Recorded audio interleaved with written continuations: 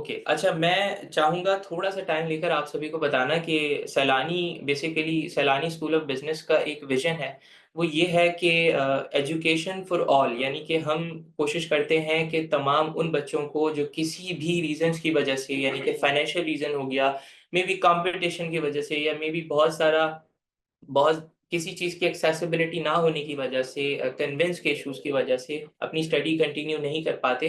सैलानी का विज़न है उन तमाम स्टूडेंट्स को क्वालिटी एजुकेशन प्रोवाइड करना, जो किसी भी प्रॉब्लम्स को, किसी भी इश्यू को फेस कर रहे होते हैं। अच्छा ये तो बात रही सैलानी की। इसके अलावा सीए के प्रोग्राम्स के अलावा एसबीआईएल की ट्री के अंदर हम अकाउंटिंग एंड इन्फॉर्मेशन टेक्नोलॉजी की सर्टिफिकेशन भी करवा रहे होते हैं। जिसमें जो है वो बच्चों को ज़्यादातर अकाउंटिंग एंड यानी कि जो सीए की आउटलाइन्स होती हैं, वो तकरीबन उसका कुछ-कुछ पोर्शन उसके अंदर मौजूद है, जिसके अंदर सॉफ्ट स्किल्स की डिमांड भी मौजूद है। अच्छा, ये पूरी सर्टिफ़िकेशन जो है वो 1 साल की होती है और ये एक लंबे अरसे में चलती है, but very good to go अगर जो बच्चा यानी कि सीए स्टार्ट पाता अपनी परसेंटेजेस वगैरह कम होने की वजह से या एलिजिबल ना होने की वजह से वो सर्टिफ़िकेशन को ज़रूर जॉइन करके इसमें जो है वो अपनी करियर को परस्यू कर सकता है। इसके अलावा एसबीआईएल जो है वो इंटरमीडिएट और एडीसी के जो प्रिपरेशन के जो कोचिंग सेंटर्स होते हैं, जो कोचिंग क्लासेस होती हैं, उसी उसी मायार की क्वालिटी एजुकेशन को रखते हुए जिस तरह चार्टर्ड अकाउंटेंसी के अंदर बच्चों को प्रोवाइड की जाती है आप सभी के लिए ला रहे हैं और उसमें हर वो बच्चा जो किसी भी रीज़न की वजह से अपनी स्टडी कंटिन्यू नहीं कर पाता, इंटरमीडिएट लेवल पर या वो एडीसी करना चाहता है, जिसको हम एसोसिएट डिग्री प्रोग्राम कहते हैं, तो वो भी कर सकता है। अच्छा, इसके साथ-साथ एसबीआई की ट्री के अंदर आपकी Islamic banking, trade and finance के हवाले से हमारी सर्टिफ़िकेशन चलती हैं, जिनको बच्चे जॉइन कर सकते हैं। आपके सर्कल में जो हैं वो स्टूडेंट्स हैं या आपके कज़िन्स हैं, मेट्स हैं, रिलेटिव्स हैं, तो वो ज़रूर जॉइन कर सकते हैं। इसके साथ-साथ जो सेंट्रल सुपीरियर सर्विस यानी कि सीएसएस के जो प्रोग्राम होते हैं, इसके प्रोग्राम्स की क्लासेस एसबीआई जो है वो ला रहा है। तो आप सभी के सर्कल में जो भी इस तरह के लोग हैं जो जॉइन करना चाहते हैं, अपनी जर्नी सीएसएस के लिए स्टार्ट करना चाहते हैं, वो भी जॉइन कर सकते हैं। इसके अलावा कुछ लिंग्विस्टिक प्रोग्राम्स हैं, जिनकी डिटेल्स फर्दर आपको दे दी जाएगी। मैं अभी आप सभी का बहुत ज़्यादा टाइम ले चुका हूँ एंड आई अंडरस्टैंड कि आप सभी को जो है वो अपनी इस ओरिएंटेशन के बारे में दिलचस्पी होगी and you would be waiting for our teachers to guide you further. अच्छा, इसकी तरतीब क्या होगी? तरतीब ये होगी कि मैं वन बाय वन करके अपने टीचर्स को जो है वो इनवाइट करूँगा। वो जो है वो आपसे बातें करेंगे, आपको जो है फर्दर किस तरह चीज़ें लेकर के चल रहे होंगे, किस तरह आप अपनी स्टडीज़ को कंटिन्यू कर रहे होंगे थ्रू आउट द पीरियड, किस तरह टेस्ट हो रहे होंगे, प्रिपरेशन, टेस्ट एंड सारी चीज़ें। लेकिन इस दौरान में आप सभी को टीचर्स की पहले पूरी बात सुन लेनी है और उसके बाद हम आपको टाइम देंगे कि आप इंडिविजुअल हर टीचर से बात कर सकते हैं। आप हैंड रेज़ करेंगे तो फिर हम जो है क्या करेंगे आपको मौका देंगे कि आप जो है आप टीचर से सवाल कर लें डायरेक्टली, ठीक है? तो मैं चाहूँगा कि सबसे पहले हमारे टीचर हैं पीआरसी 3 के सर मुज़म्मिल शिवानी। अ, सर को मैं इनवाइट करूँगा और सर आपको आगे के लिए गाइड करेंगे, ठीक है? अस्सलाम वालेकुम एवरीवन। प्लीज़ कंफर्म कर दें अगर मेरी आवाज़ सबको आ रही है। Am I audible to everyone? अगर कोई एक स्टूडेंट या कोई भी अवेलेबल जो हो वो चैट पे अगर मुझे कंफर्म कर देगा अगर आवाज़ आ रही है। चलें ठीक है, थैंक यू सो मच। तो before beginning I would like to congratulate you all, many many congratulations for and welcome to the profession. Congratulations इस बात के लिए क्योंकि आपने अपने प्रोफेशन का एक बहुत ही प्रेस्टिजियस प्रोफेशन का फर्स्ट स्टेप जो होता है वो आपने ले लिया। इस ओरिएंटेशन में बैठना, सीए के लिए प्लान करना, इस बारे में सोचना कि हम सीए शुरू करें, this is the first step. और मेरे ख्याल से किसी भी काम की अगर हम बात करें, तो आगे जितनी भी मुश्किलात हों, जो फर्स्ट स्टेप होता है, वो हमारा सबसे मुश्किल स्टेप होता है कि उसके अंदर एंटर होना, उस काम को शुरू करना। और अगर आपने वो फर्स्ट स्टेप ले लिया, तो इंशाल्लाह जितनी आसानी से आपने ये फर्स्ट स्टेप लिया है, उतनी ही आसानी से हम सीए के आगे की जर्नी को, आगे के प्रोफ़ेशन को कंटिन्यू कर पाएँगे। ठीक है, अब नाउ सीए स्टूडेंट होना, आपको कांग्रेचुलेशंस करने का मकसद एक और भी है कि सीए स्टूडेंट होना भी कोई आम बात नहीं है। जितना एक क्वालिफाइड सीए खास होता है, उसी तरह एक सीए स्टूडेंट भी बहुत खास होता है कंपेयर्ड टू अदर स्टूडेंट्स। ठीक है, सीए की जो जर्नी होती है बहुत ही टफ और चैलेंजिंग जर्नी होती है। उस सीए जर्नी के परसू करना, उस रूट पे चलना, ठीक है, बाकी स्टूडेंट्स के जिस टाइम पे आपके जो बैचमेट्स होंगे, आपके जो दूसरे दोस्त अहबाब होंगे, हो सकता है किसी टाइम पे वो आपको बड़े कंफर्टेबल जोन के अंदर मिले और बड़े एंजॉय करते हुए मिले, जिस टाइम आप शायद अपना पढ़ाई पे टाइम इन्वेस्ट कर रहे होगे, आप बहुत ज़्यादा दूसरी चीज़ों पे, जब इंशाल्लाह आप आगे बढ़ोगे, आर्टिकल्स पे जाओगे, ट्रेनिंग पीरियड के अंदर ऑफिसों में रातें रातें गुजार रहे होगे, तो उस टाइम पे शायद आपको एक फीलिंग भी है कि यार मैं क्या कर रहा हूँ, मेरे दोस्त इतना एंजॉय कर रहे हैं, इतनी अच्छी लाइफ गुजार रहे हैं। But once you go through this journey, once you go through this phase, ये 4-5 साल जो भी है हमारे साल हैं, इनसे जब आप निकल जाएंगे तो यू रियलाइज कि यार जो मैंने कुछ साल अपने इन्वेस्ट कर दिए, थोड़ी सी इंजॉयमेंट मैंने कम कर ली कंपेयर टू अदर पीपल, तो इंशाल्लाह आगे की ज़िंदगी उनसे अच्छी ज़िंदगी और उनसे ज़्यादा एन्जॉय हम कर पाएँगे जब हम सीए क्वालिफ़ाई कर लेंगे। So welcome and once again congratulations for stepping into this world, stepping into this profession, and इंशाल्लाह we all will start from here and all will qualify. Now सिर्फ थोड़ा-सा मैं ये क्लियर करता चलूँ कि सीए शुरू करने से पहले और सीए शुरू करने के बाद भी काफ़ी लोगों को एक है ना शिकायत रहती है कि सीए बहुत मुश्किल है, काफ़ी लोग इसलिए एंटर ही नहीं कर पाते। काफ़ी लोग शुरू में थोड़ा-सा डिस्करेज होके डिफ़िकल्टी लेवल देख के डिस्करेज हो जाते हैं कि यार ये इतना मुश्किल है। दूसरा मैंने बताया कि जब आप दूसरे स्टूडेंट्स को देखते हो, अपने दोस्तों को देखते हो, तो वहाँ से आपको ना एक वो फ़ील हो रही है कि अच्छी ज़िंदगी गुज़ार रहा है, ये इतना एन्जॉय कर रहा है, लाइफ़ कर रहा है, मैं क्या यहाँ पे आ रहा हूँ, फ़ेल भी हो रहा हूँ, कभी पार पेपर नहीं निकल पाता, तो वो एक डिमोटिवेटिंग फैक्टर होता है। बट देखें, द थिंग इज़ कि अगर सीए इतनी प्रेस्टीजियस प्रोफ़ेशन है, इतनी प्रेस्टीजियस क्वालिफ़िकेशन है, तो इसका पीछे बैकएंड पे है ही है कि ये थोड़ी-सी मुश्किल है compare to other courses, compare to other qualifications. अगर आप दुनिया को देखें, दुनिया का दस्तूर देखें ना, देखें तो हर उस चीज़ की वैल्यू ज़्यादा होती है जो लिमिटेड सप्लाई होती है। अगर किसी भी चीज़ की सप्लाई ज़्यादा हो ना, किसी भी चीज़ की सप्लाई इतनी एक्सेस में जितनी ज़रूरत भी ना हो, तो उस चीज़ की वैल्यू कम हो जाती है।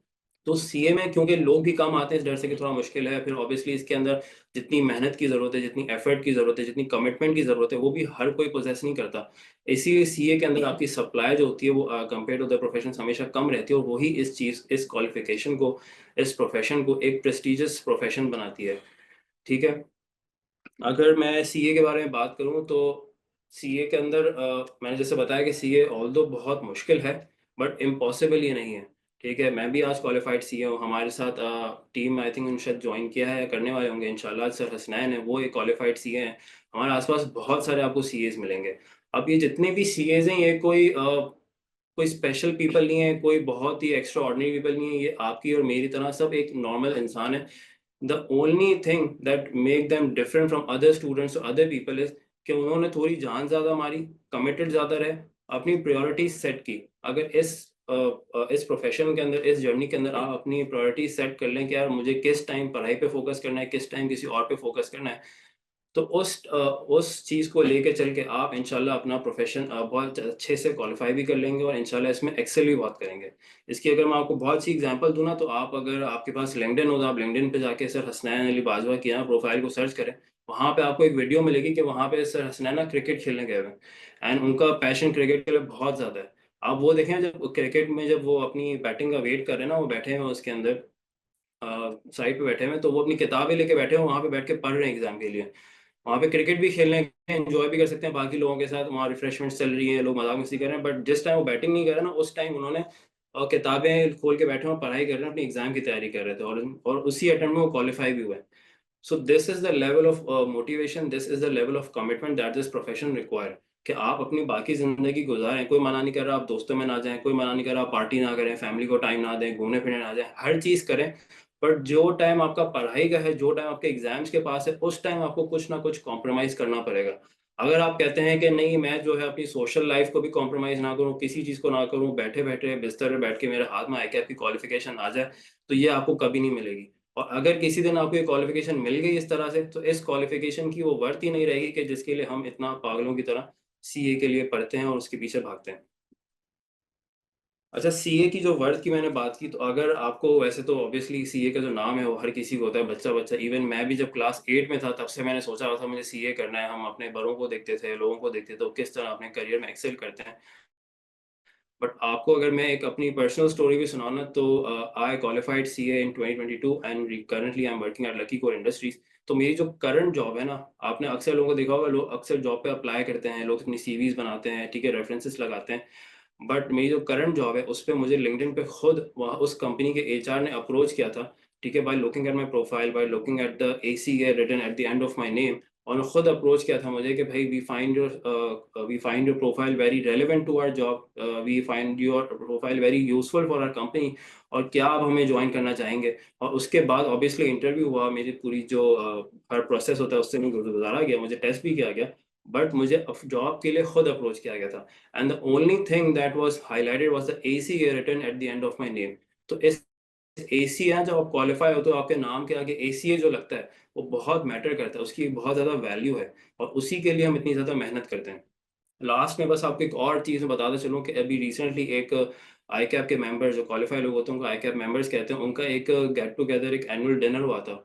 वहाँ पर जो हमारे आई कैप प्रेसिडेंट थे उन्होंने खुद हमें ये चीज़ बताई कि recently someone from abroad approached him and he told him कि भाई हमें क्वालिफाइड सीएस की ज़रूरत है अपने पास कुछ काम करने के लिए। And he just asked him कि उनकी आपको क्या रिक्वायरमेंट है, कि किस एक्सपीरियंस चाहिए, क्या एक्सपीरियंस चाहिए, क्या उनकी दूसरी स्किल्स चाहिए। The only thing he mentioned was कि यार उसकी सांस चलती हो और वो सीए हो।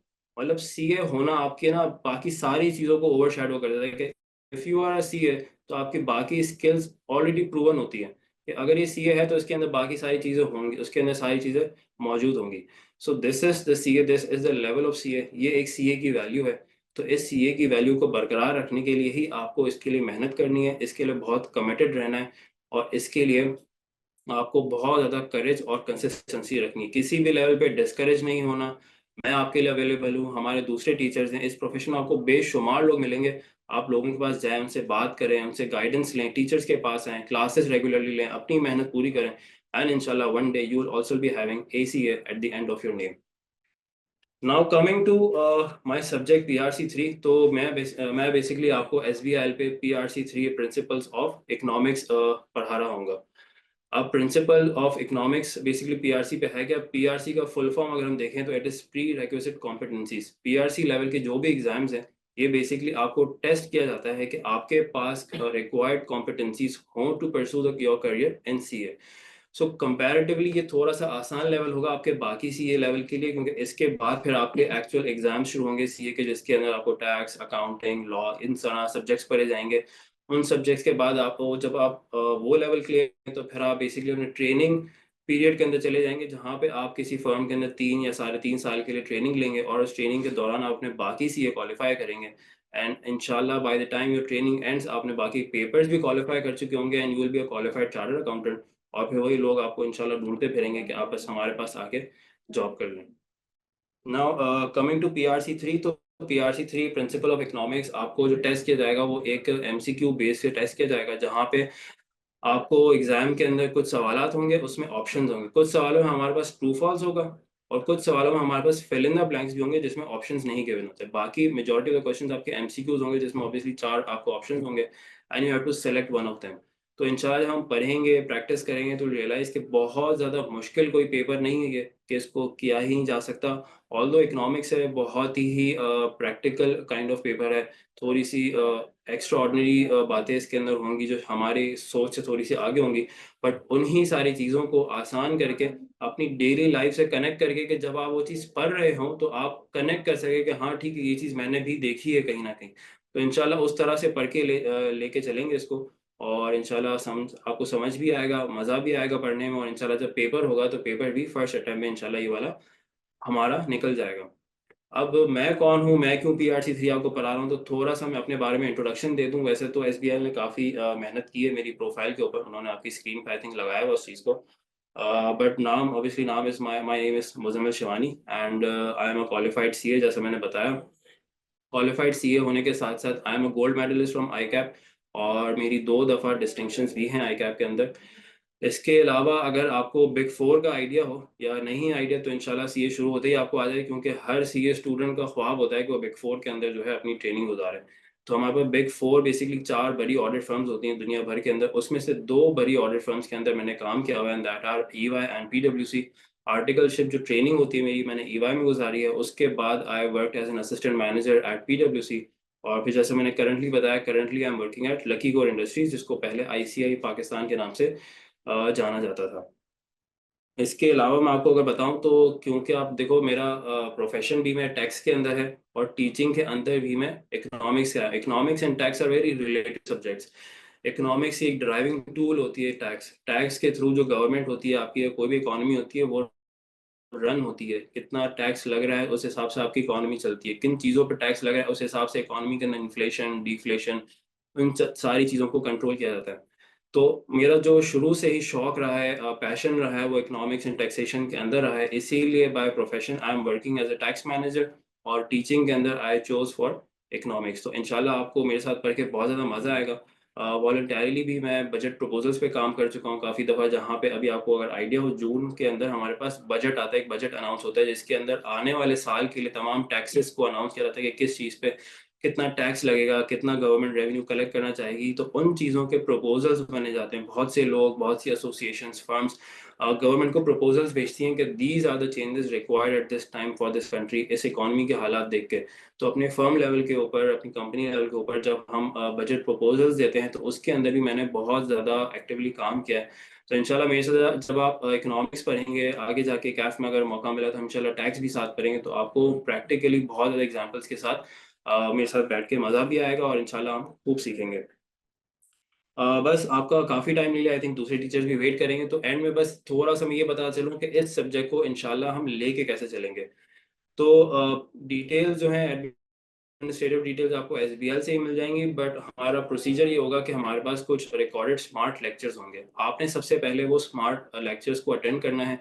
उन स्मार्ट लेक्चर्स की जो सीक्वेंस है, मैंने कोशिश यही की है कि मैं स्टडी टेक्स्ट के सीक्वेंस में ही रखूं, ताकि आप जब रिवीजन के ऊपर जाएं, आपको कुछ नोटिंग करनी हो तो आपके लिए बहुत आसान हो। आपके सामने स्टडी टेक्स्ट और उसी फ्लो में आपके लेक्चर्स चल रहे होंगे।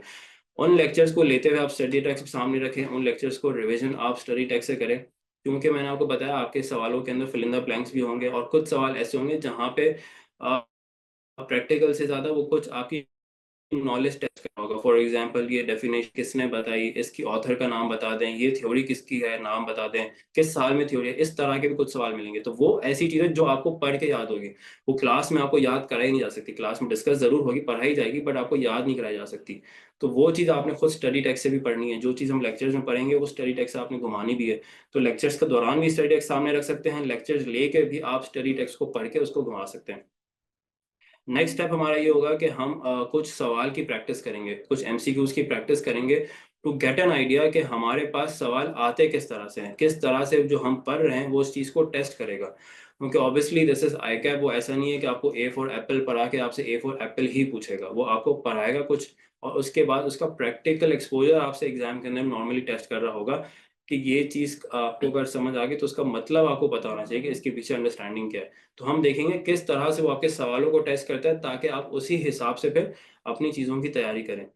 उसके बाद हमारे पास कुछ टेस्ट भी होंगे। मैं खुद अपने सवाल आपको बना के दूंगा, उसका लेवल ऑफ डिफिकल्टी भी मैं कोशिश करूंगा अच्छे से अच्छा हो, ताकि आप बेस्ट के लिए प्रिपेयर हो सकें। उन सवाल मैं खुद प्रिपेयर करूंगा, आपको टेस्ट दूंगा, ताकि आप एक टाइम लिमिट के अंदर, टाइम बाउंड होकर एग्जाम कंडीशन के अंदर बैठ के उसको सॉल्व करें।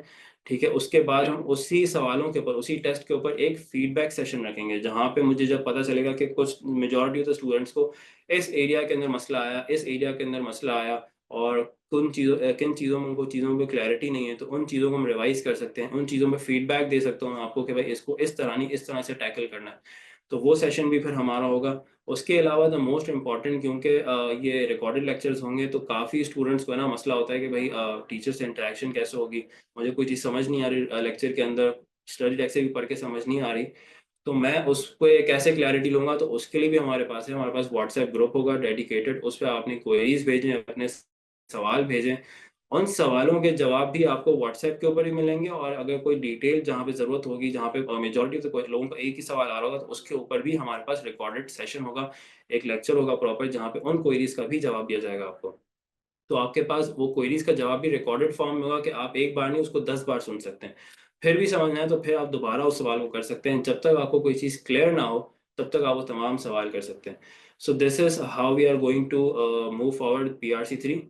आई think that's all about me and the subject. और कोई सवाल अगर होगा तो आई थिंक हम क्लास इस सेशन के बाद, जब सारे टीचर्स अपना सेशन कर लेंगे, उसके बाद लेंगे। तो कोई भी सवाल अपने पास नोट डाउन कर लें, आई एम अवेलेबल, और फिर हम उन सवालों का जवाब देंगे। So I think over to you, Zeeshan. Okay, so this was sir Mudammil Shewani. I hope कि आप सभी की जो है बहुत सारी कंफ्यूजन्स, बहुत सारे क्वेश्चंस क्लियर हुए होंगे सर के इस स्टेटमेंट से। और फर्दर ये होगा कि अगर आपके अभी भी कोई क्वेश्चंस हैं जो रहते हैं, तो काइंडली आप बाकी टीचर्स के जो हैं उनका वेट करें, ताकि वो जो हैं वो आपको ज्वाइन कर सकें और अपनी बातें आपसे शेयर कर सकें, चीज़ें शेयर कर सकें, आपको बता सकें किस तरह के वो चलने वाले हैं आपकी इस जर्नी में आप सभी को। और इसके बाद जो है नेक्स्ट टीचर को मैं इनवाइट करूँगा। तो मैं आप सभी से रिक्वेस्ट करूँगा कि अगर आप सभी के जो भी क्वेश्चंस हैं, तो वो आप सभी अपने पास लिख करके रख लें। तो eight the end of the session मैं ये करूँगा कि आप सभी को टाइम दे दूँगा कि आप सभी जो है वो माइक अपना ऑन करके आप टीचर से डायरेक्टली सवाल कर सकते हैं। ठीक है? तो मैं जो हूँ इसके बाद हमारे रिस्पेक्टेड टीचर हैं sir Taha Popatia, which will be your facilitator for PRC2 quantitative methods. I would request sir Taha to join us and guide you all further. Okay, since sir Taha is not here currently, मैं चाहूँगा कि हमारे next teacher sir Hasnain Ali Bajwa, जो कि आप सभी को PRC4 introduction to accounting, जो कि आपका सबसे बेसिक सब्जेक्ट है, उसके बारे में वो आपके टीचर होंगे और वो जो है वो फर्दर आपको गाइड कर रहे होंगे। Over to you sir Hasnain. मैं चाहूँगा कि आप जो हैं वो अपनी स्पीच कंटिन्यू करें। बिस्मिल्लाहिर्रहमानिर्रहीम। अस्सलाम वालेकुम बच्चों, कैसे हैं आप? सब खैरियत से हैं आप? अच्छा, मैं अपने सेशन को थोड़ा सा इंटरेक्टिव रखूंगा, तो चैट बॉक्स में आप मुझे एक्टिव चाहिए होंगे। आप सब इस चीज़ का जवाब दें कि आप सब कैसे हैं, ताकि मुझे पता चलता रहे कि आप लोग मुझे सही से सुन रहे हैं। फिर हम इस चीज़ के बारे में, जो हमारा आज मेन पर्पज़ है, जो कि PRC ओरिएंटेशन है, उस पर हम डिटेल में डिस्कशन करें। डायरेक्ट मैसेज नहीं करें मुझे, आप एवरीवन करें भाई, डोंट बी शाय। आप फ्यूचर के चार्टर्ड अकाउंटेंट्स हैं, आपको अभी जो है ना DM नहीं करना है, आपको दुनिया को जो है बताना है कि यार हम में कुछ है।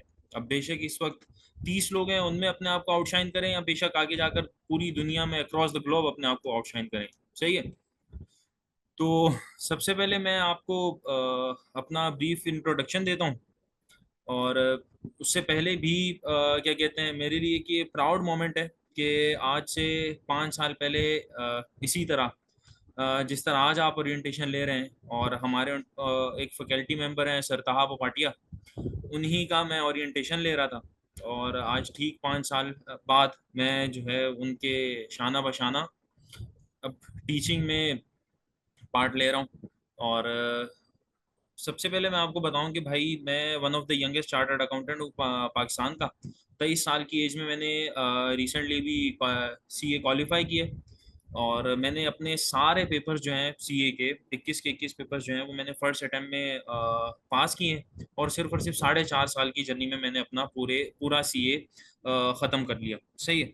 और जो है आप सबको, जिस तरह मुजम्मिल भाई ने पूछा कि आप सबको क्या कहते हैं, बिग फोर का आइडिया है या नहीं है, मैं आपको ये भी बताता हूँ कि देखो, आपको कैफ के बाद कहीं ना कहीं आपको अपनी आर्टिकलशिप करनी होती है।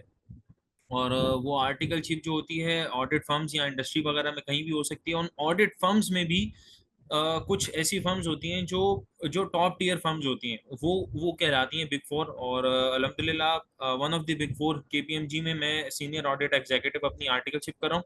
और करंटली जो है ऑडिट सुपरवाइजर हूँ KPMG लोअर गल्फ में, दुबई रीजन में।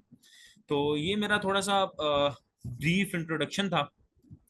भाई देखो, सबसे पहले आपको मैं इसके बाद आपके सब्जेक्ट की जो सिग्निफिकेंस है वो भी बताऊंगा।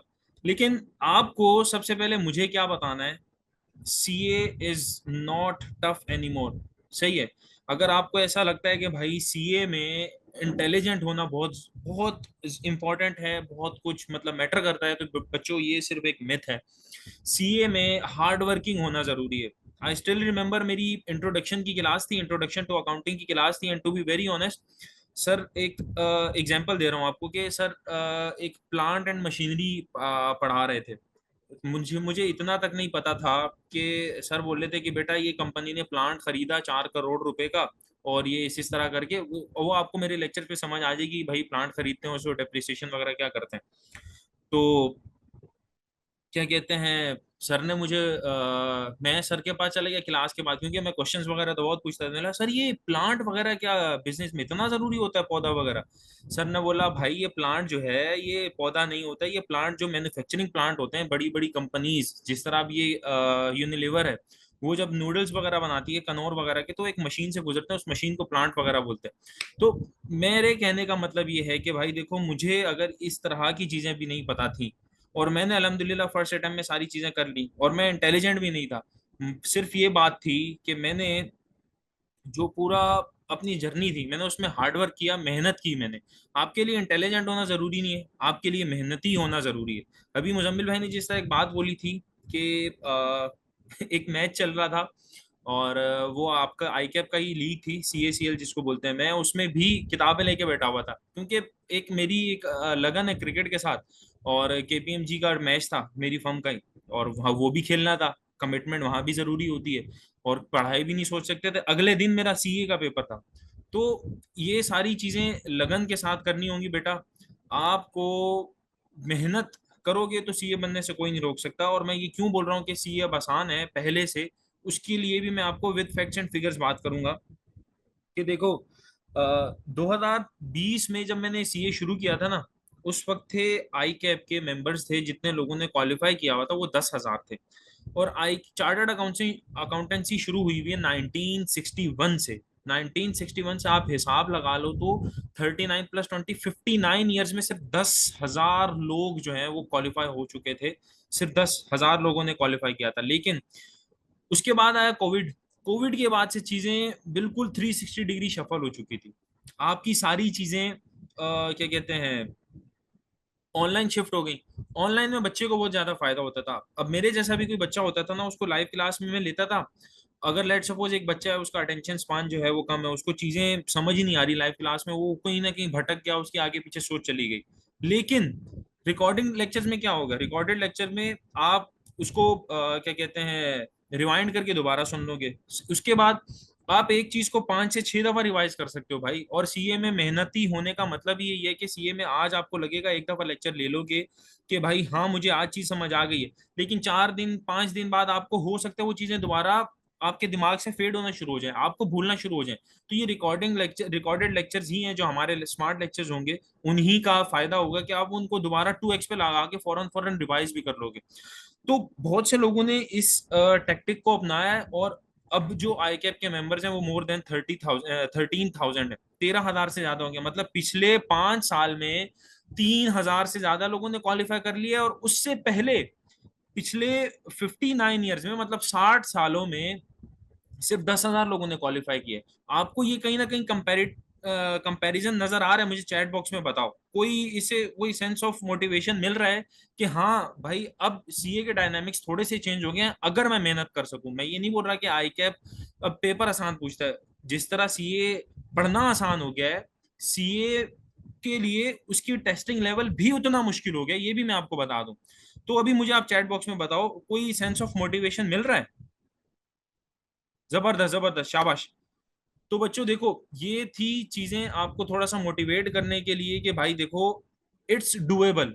सही है। अगर पिछले 5 सालों में 3,000 से ज्यादा लोग CA कर सकते हैं, तो अब ओवर द पीरियड आपको मैं बताऊं, पिछले 6 महीने में अगर क्या कहते हैं 300 लोग क्वालिफाई करते थे, उससे आगे मतलब लेट सपोज 2023 की जून में 300 लोगों ने क्वालिफाई किया। 2023 की दिसंबर अटेम्प्ट में 350 लोगों ने क्वालिफाई किया। 2024 की जून अटेम्प्ट में 400 लोगों ने अटेम्प्ट किया, क्वालिफाई किया था CA। और आपको पता है लास्ट अटेम्प्ट में जिसमें मैं क्वालिफाई हुआ, उसमें अराउंड 500 लोगों ने CA क्वालिफाई किया। तो मतलब लोग ये पूरा सिस्टम ऑनलाइन का अडाप्ट कर रहे हैं, उस वजह से उनकी क्वालिफिकेशन का रेशो बढ़ रहा है। तो आप सबसे मेरी ये रिक्वेस्ट है कि ये जो ऑनलाइन निज़ाम आ चुका है ना, इसको अडेप्ट करें, इसका फायदा उठाएं। आपकी ना ट्रैवलिंग कॉस्ट लग रही है, ना आपका ट्रैवलिंग टाइम लग रहा है, ना लेक्चर में कोई फालतू बातें हो रही है कि आगे पीछे की जो है, और भैया क्या हाल चाल है, सब ठीक ठाक है। आपको 12 बजे का टाइम देके क्लास जो है वो क्या कहते हैं 12:15 बजे वो जो क्लास स्टार्ट होती है। बच्चों ये वाले क्वेश्चन जो है ना, आफाक, थोड़ा सा टाइम दो। हम जब सारे टीचर्स एक दफा आपसे इंटरेक्ट कर लेंगे ना, आपके एक एक क्वेश्चन को जो है हम आंसर कर रहे होंगे। फिलहाल आप सिर्फ टीचर को सुनो। टीचर थोड़ी सी तैयारी करके आया हुआ है कि आपके अंदर एक थोड़ी सी मोटिवेशन आ जाए कि भाई ये सीए जो है हम इंशाल्लाह कर लेंगे। और इस सेशन को रिकॉर्ड करने का मकसद भी यही है कि कल को देखो, सीए थोड़ा सा मुश्किल है, सही है, और ये बच्चे को कहीं ना कहीं टफ टाइम भी देता है। तो कल जब आप डिमोटिवेटेड फील कर रहे हो, सही है, तो आप यही ओरिएंटेशन को थोड़ा सा सुन के अपने आप से ये सवाल पूछो कि उस वक्त मैं ये फील कर रहा था कि हाँ मैं कर सकता हूँ। और उस वक्त अपने आप से पूछो कि भाई सीए करना है, अगर करना है तो क्यों करना है। अगर उसका जवाब मिल जाए क्यों करना है, तो उसके बाद कुछ सोचना नहीं है कि भाई अब मुझसे सीए हो नहीं रहा, बेटा आप करके निकलना है, सही है। तो बाकी सारे सवालों के जवाब भी हम आपको देंगे। अब जो है मैं जो बात कर रहा था, अब देखो बात में कोई और कर रहा तो मैं कहीं और निकल गया, कि आपको इस ऑनलाइन निजाम को अडेप्ट करना है और इससे जितना हो सके फायदा उठाना है। आपको एक एक चीज बना लेनी है, एक थोड़ी सी मैं आपको आउट ऑफ द बॉक्स चीज बताऊंगा। बहुत से टीचर अब तक रिकमेंड नहीं करते हैं कि भाई देखो, आपने जो पिछले लेक्चर्स ले लिए ना, आप कोशिश करना हर महीने के एंड पे या हर वीक के एंड पे अपने जो पूरे वीक में पढ़ा होगा ना, एटलीस्ट उसको 2x पे देख लेना। मेरे से आप गारंटी ले लो, आपने अगर मेहनत कर ली आप फर्स्ट अटेम्प्ट में क्वालिफाई हो सकते हो। मैं क्योंकि खुद इस फेज से गुजरा हूं, मैं इस वजह से इस चीज की गारंटी दे सकता हूँ। अच्छा, अब चलते हैं आपके इंट्रोडक्शन टू अकाउंटिंग के सब्जेक्ट के ऊपर। सर ये सब्जेक्ट क्यों सिग्निफिकेंस रखता है? देखो, चार्टर्ड अकाउंटेंसी में आपके पास बहुत सी डोमेन्स हैं। आपके पास अकाउंटिंग है, फाइनेंशियल रिपोर्टिंग है, ऑडिटिंग है, आपके पास टैक्सेशन है, आपके पास कॉर्पोरेट लॉज हैं, आपके पास ईआरपी और मतलब फर्दर डोमेन्स हैं। और उन डोमेन्स की जो शाख है ना, मतलब जो बैकबोन है, वो है अकाउंटिंग। एक चार्टर्ड अकाउंटेंट की महराज अकाउंटिंग होती है। आपके अगर टैक्सेशन के मसले भी होंगे तो वो कहीं ना कहीं अकाउंटिंग होगी, उसके बाद ही टैक्सेशन शुरू होगी। आपकी अगर कहीं ऑडिटिंग होगी, अभी आपको मुझे पता है कुछ आइडिया नहीं है ऑडिटिंग होती क्या है, टैक्सेशन क्या होती है, इट्स ओके। अभी अगर मैं आपको कोई चीज समझा रहा हूँ तो उसके मेन पर्पस को समझो कि भाई ऑडिटिंग भी होगी तो वो अकाउंटिंग पे होगी, सही है, और आपकी टैक्सेशन भी होगी वो भी अकाउंटिंग पे ही होगी। तो आपकी अकाउंटिंग एक बैकबोन है। और न सिर्फ ये आपकी चार्टर्ड अकाउंटेंसी की बैकबोन है, बल्कि ये आपकी भी बैकबोन बनेगी। और ये बैकबोन स्टार्ट कब से होगी? वो पीआरसी 4 से होगी। ऐसा क्यों? अगर आपको अभी तक आइडिया हो चुका हो कि पीआरसी 4 आपका इंट्रोडक्शन टू अकाउंटिंग है, उसके बाद कैफ के जो 8 पेपर्स हैं उसके ग्रुप 1 में एफएआर 1 है। एफएआर 1 इटसेल्फ एक अकाउंटिंग है। इंट्रोडक्शन टू अकाउंटिंग का एक एडवांस वर्जन हो गया, आप इसको कह सकते हैं कि एडवांस वर्जन। उसके बाद एफएआर 2, आपका कैफ का ग्रुप 2 एफएआर 2, वो भी एक एडवांस वर्जन है आपका। लेट्स सपोज एफएआर 1 से थोड़ा सा डिफिकल्ट। अगर आपकी इंट्रोडक्शन टू अकाउंटिंग वीक तो आपका एफएआर 1 वीक, सही है। एफएआर 1 वीक तो आपका एफएआर 2 वीक। एफएआर 2 वीक तो अगर आपने कहीं ना कहीं धक्के खा के कुछ ना कुछ करके किसी ना किसी तरह आपने लेक्चर्स बार बार ले लिया, आपकी बेस बेशक मजबूत नहीं हुई, वैसे तो तुक्का नहीं लगता आईकैप में, लेकिन चलो लग गया, तो उसके बाद बेटा आपका आ जाता है सीए फाइनल्स। जब आप आर्टिकलशिप कर रहे होते हो तो सीए फाइनल्स आ जाते हैं। सीए फाइनल्स में आपका पहला पेपर ही एडवांस अकाउंटिंग का है, जो नाम से ही बता रहा है कि बेटा मैं advance accounting and financial reporting हूँ। जो आपने चीजें पढ़ी होंगी कैफ में और पीआरसी में, आप उसको मल्टीप्लाई बाय 3 कर लो, इतना बड़ा वो कोर्स है, सही है। अब कोर्स बड़ा होने से मुराद ये नहीं कि आप लोग डर जाओ। देखो, आज से पहले भी लोगों ने पास किए, आप लोग पहले नहीं हो जो सीए में हो, लेकिन अगर उन्होंने पास किए तो उसका कोई फ्रेमवर्क होगा, कोई तरीका होगा पास करने का। उन तरीकों में एक तरीका ये है कि अपनी कैफ और अपनी पीआरसी की बेस को इतना मजबूत बनाना कि आपको एफएफआर में जाकर जो आपका सीफएफ का पहला पेपर है उसमें आपको प्रीवियस रिवीज ना करना पड़े। समझ में आ रही है अपने इस सब्जेक्ट की सिग्निफिकेंस?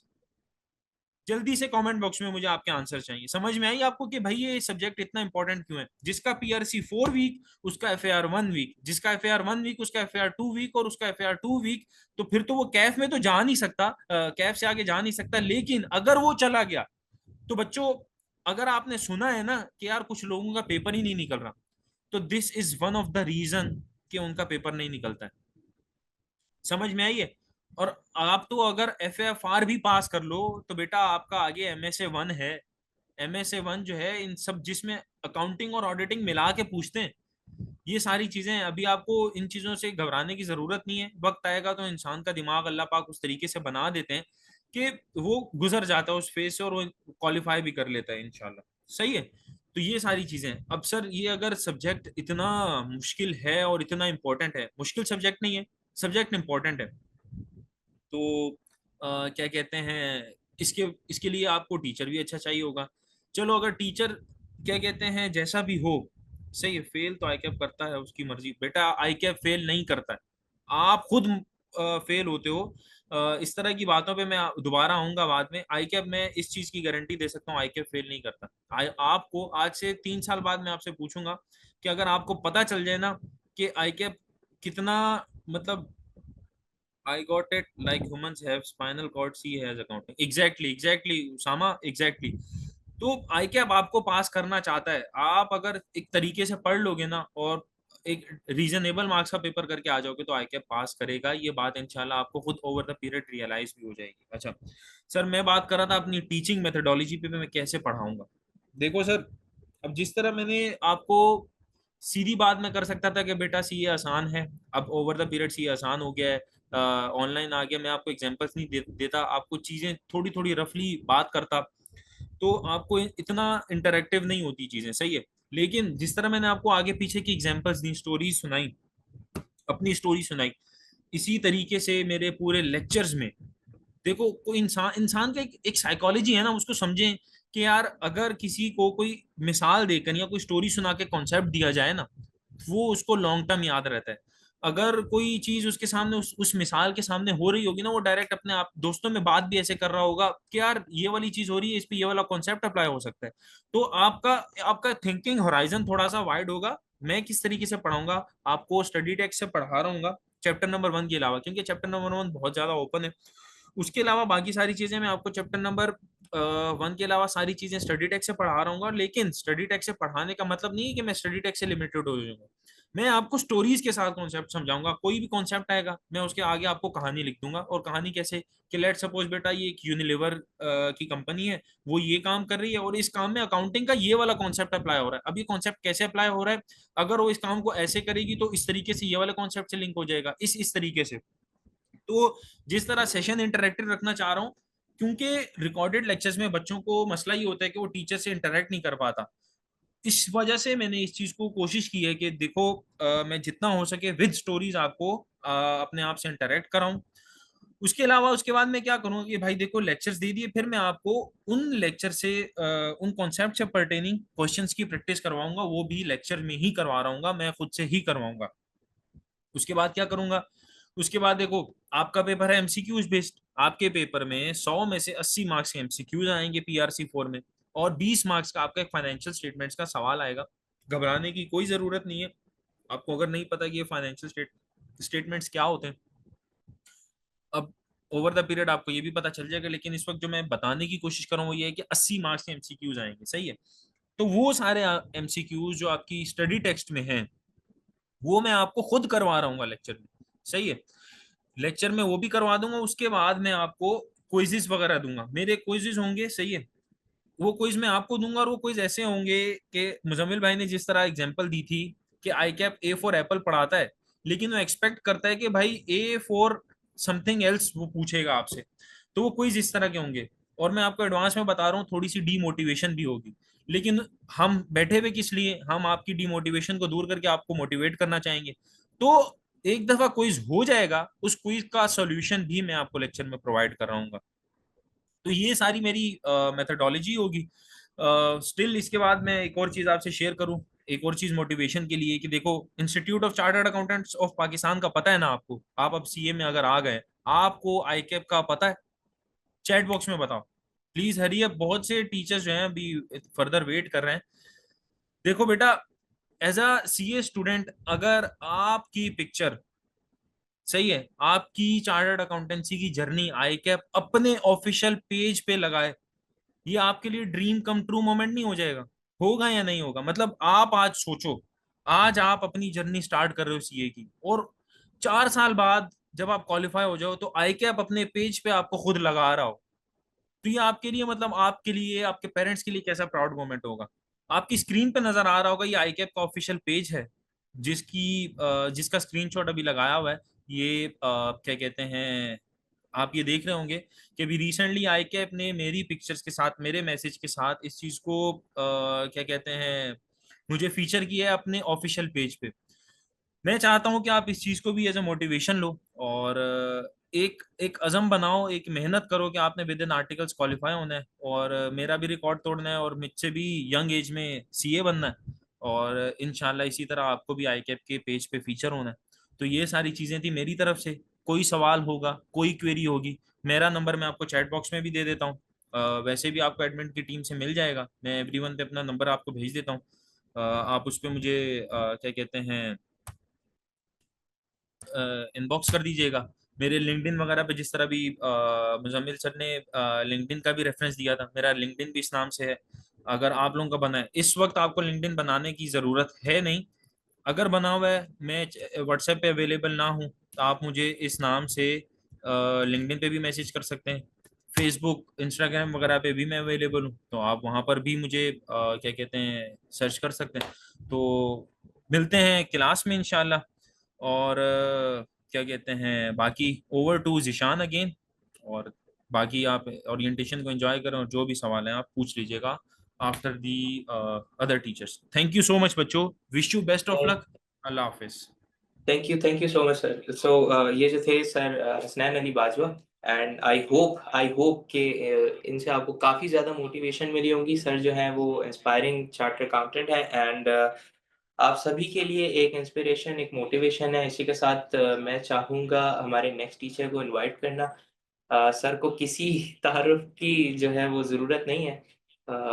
मोर देन 10+ ईयर्स का जो है सर का एक्सपीरियंस है टीचिंग का, and many of the students जिनको जो है वो सर की इस टीचिंग से मुफीद हो सके हैं। जिसमें सर हसनैन जो हैं, जैसे सर ने बताया कि वो खुद भी सर के स्टूडेंट रह चुके हैं।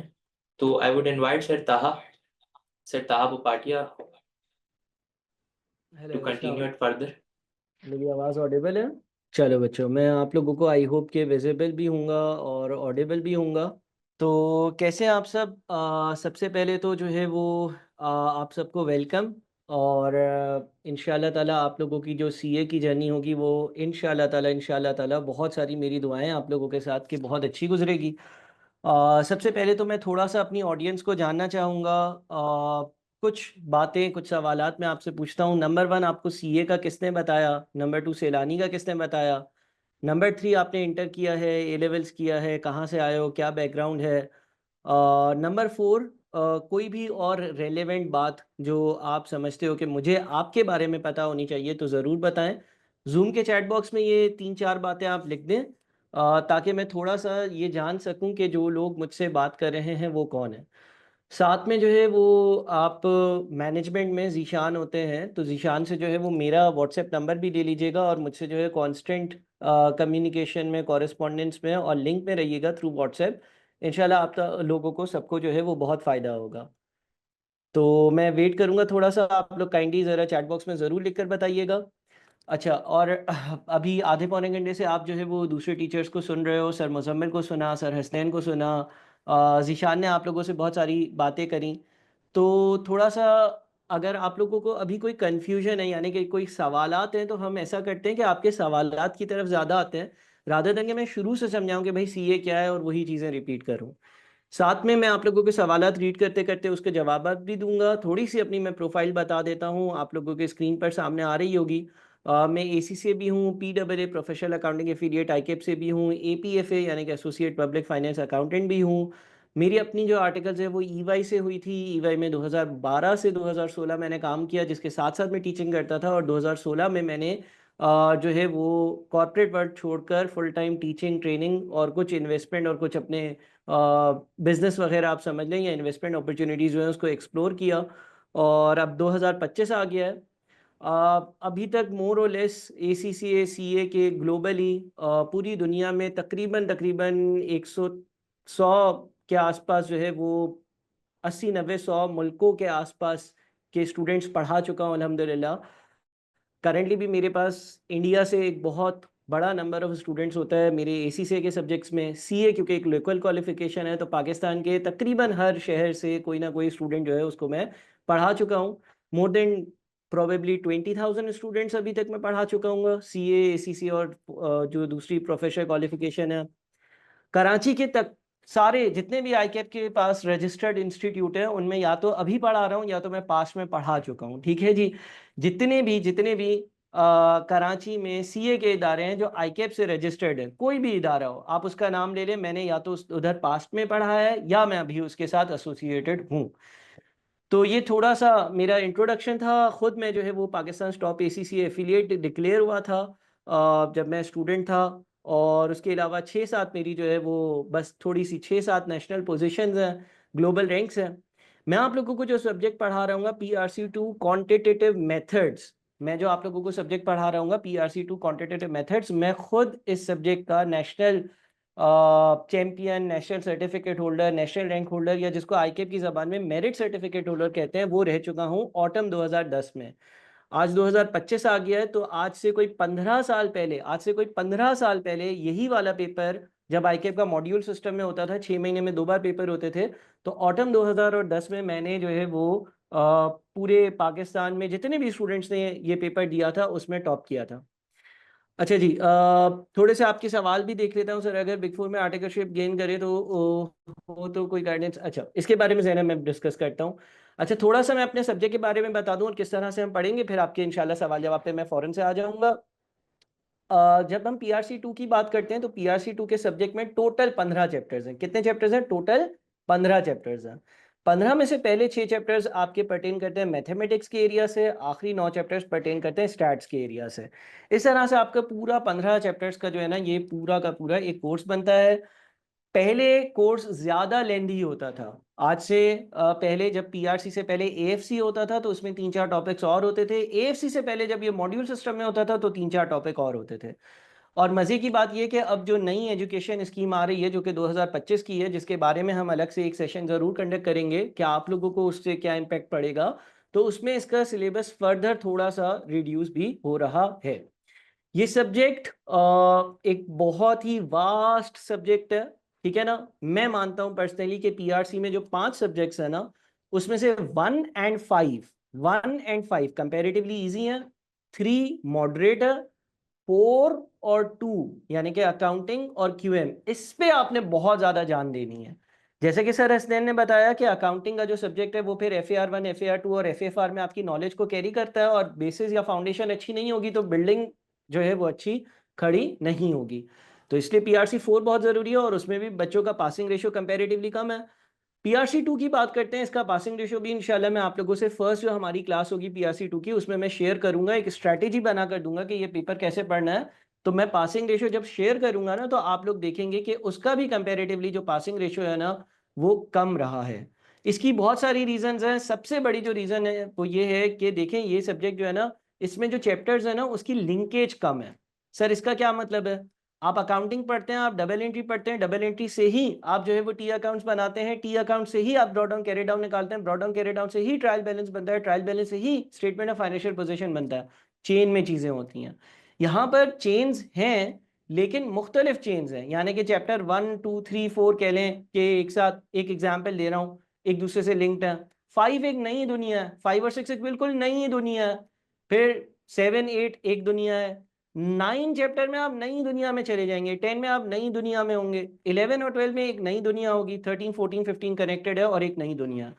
तो क्योंकि इसका सिलेबस बहुत ज़्यादा है, सबसे ज़्यादा जो परेशानी है बच्चों को वो ये है कि सर इसका तो सिलेबस बहुत ज़्यादा है, हमें तो बहुत पढ़ना पड़ेगा। हाँ, इस सब्जेक्ट के लिए आपको बहुत पढ़ना पड़ेगा। मान लीजिए आप दिन में 12 घंटे पढ़ते हैं, 12 में से आपको शायद 3 या 4 घंटे अकाउंटिंग को देने होंगे, 3-4 घंटे आपको PRC2 को देने होंगे, और 2-2 घंटे आपको 1, 3 और 5 को देने होंगे। तो आप ये याद रखिएगा, आपने ऐसे कभी भी टाइम टेबल नहीं बनाना कि मैं 10 घंटे पढ़ूंगा, 5 से डिवाइड कर देता हूँ, 5 सब्जेक्ट है, 2 घंटे 2 घंटे 2 घंटे। कुछ सब्जेक्ट्स ऐसे होते हैं जो जल्दी कवर हो जाते हैं। मिसाल के तौर पे PRC1 का इन इटसेल्फ कोर्स 20-25 घंटे में पूरा कवर हो जाता है। PRC2 की जब मैं बात करूंगा तो मैं आपको दूंगा 330 से 350 लेक्चर्स। हर लेक्चर 10 मिनट से 45 मिनट 30 मिनट के बीच का होगा। कोर्स लेंदी होगा। मैं आप लोगों को मुश्किल से मुश्किल पास पेपर्स करवाऊंगा ताकि जब आप ICAP जाएं तो आप आराम से उधर जो है वो एज अ सक्सेसफुल कैंडिडेट आप अपने एग्जाम हॉल से बाहर निकल रहे हो। जो काम आपने करना है वो ये है कि जितनी भी हमारी अगर लाइव क्लासेस होंगी, रिकॉर्डेड क्लासेस होंगी, टाइम टेबल दिया जाएगा, प्लानर दिया जाएगा, उसको आपने फॉलो करना है, ठीक है। अगर आपने उसको फॉलो कर लिया, trust me trust me trust me trust me, आप आराम से इस पेपर को क्लियर कर सकते हैं। यहाँ पर एक और इम्पॉर्टेंट बात बताऊं, अभी जीशान ने बताया, मैं बीच में ही आया था ओरिएंटेशन में, तो जीशान ने बताया कि सर हसनैन आपको बता चुके हैं कि उन्होंने मुझसे पढ़ा हुआ है। तो इनका ही गालिबन मेरे ख्याल में जो बैच था वो एक इंस्टीट्यूट में मेरा आखिरी बैच था, और उस बैच से जो रिकॉर्डेड लेक्चर्स के ज़रिए मैंने इनको तैयारी करी थी, वो रिकॉर्डेड लेक्चर्स आपको भी दूंगा।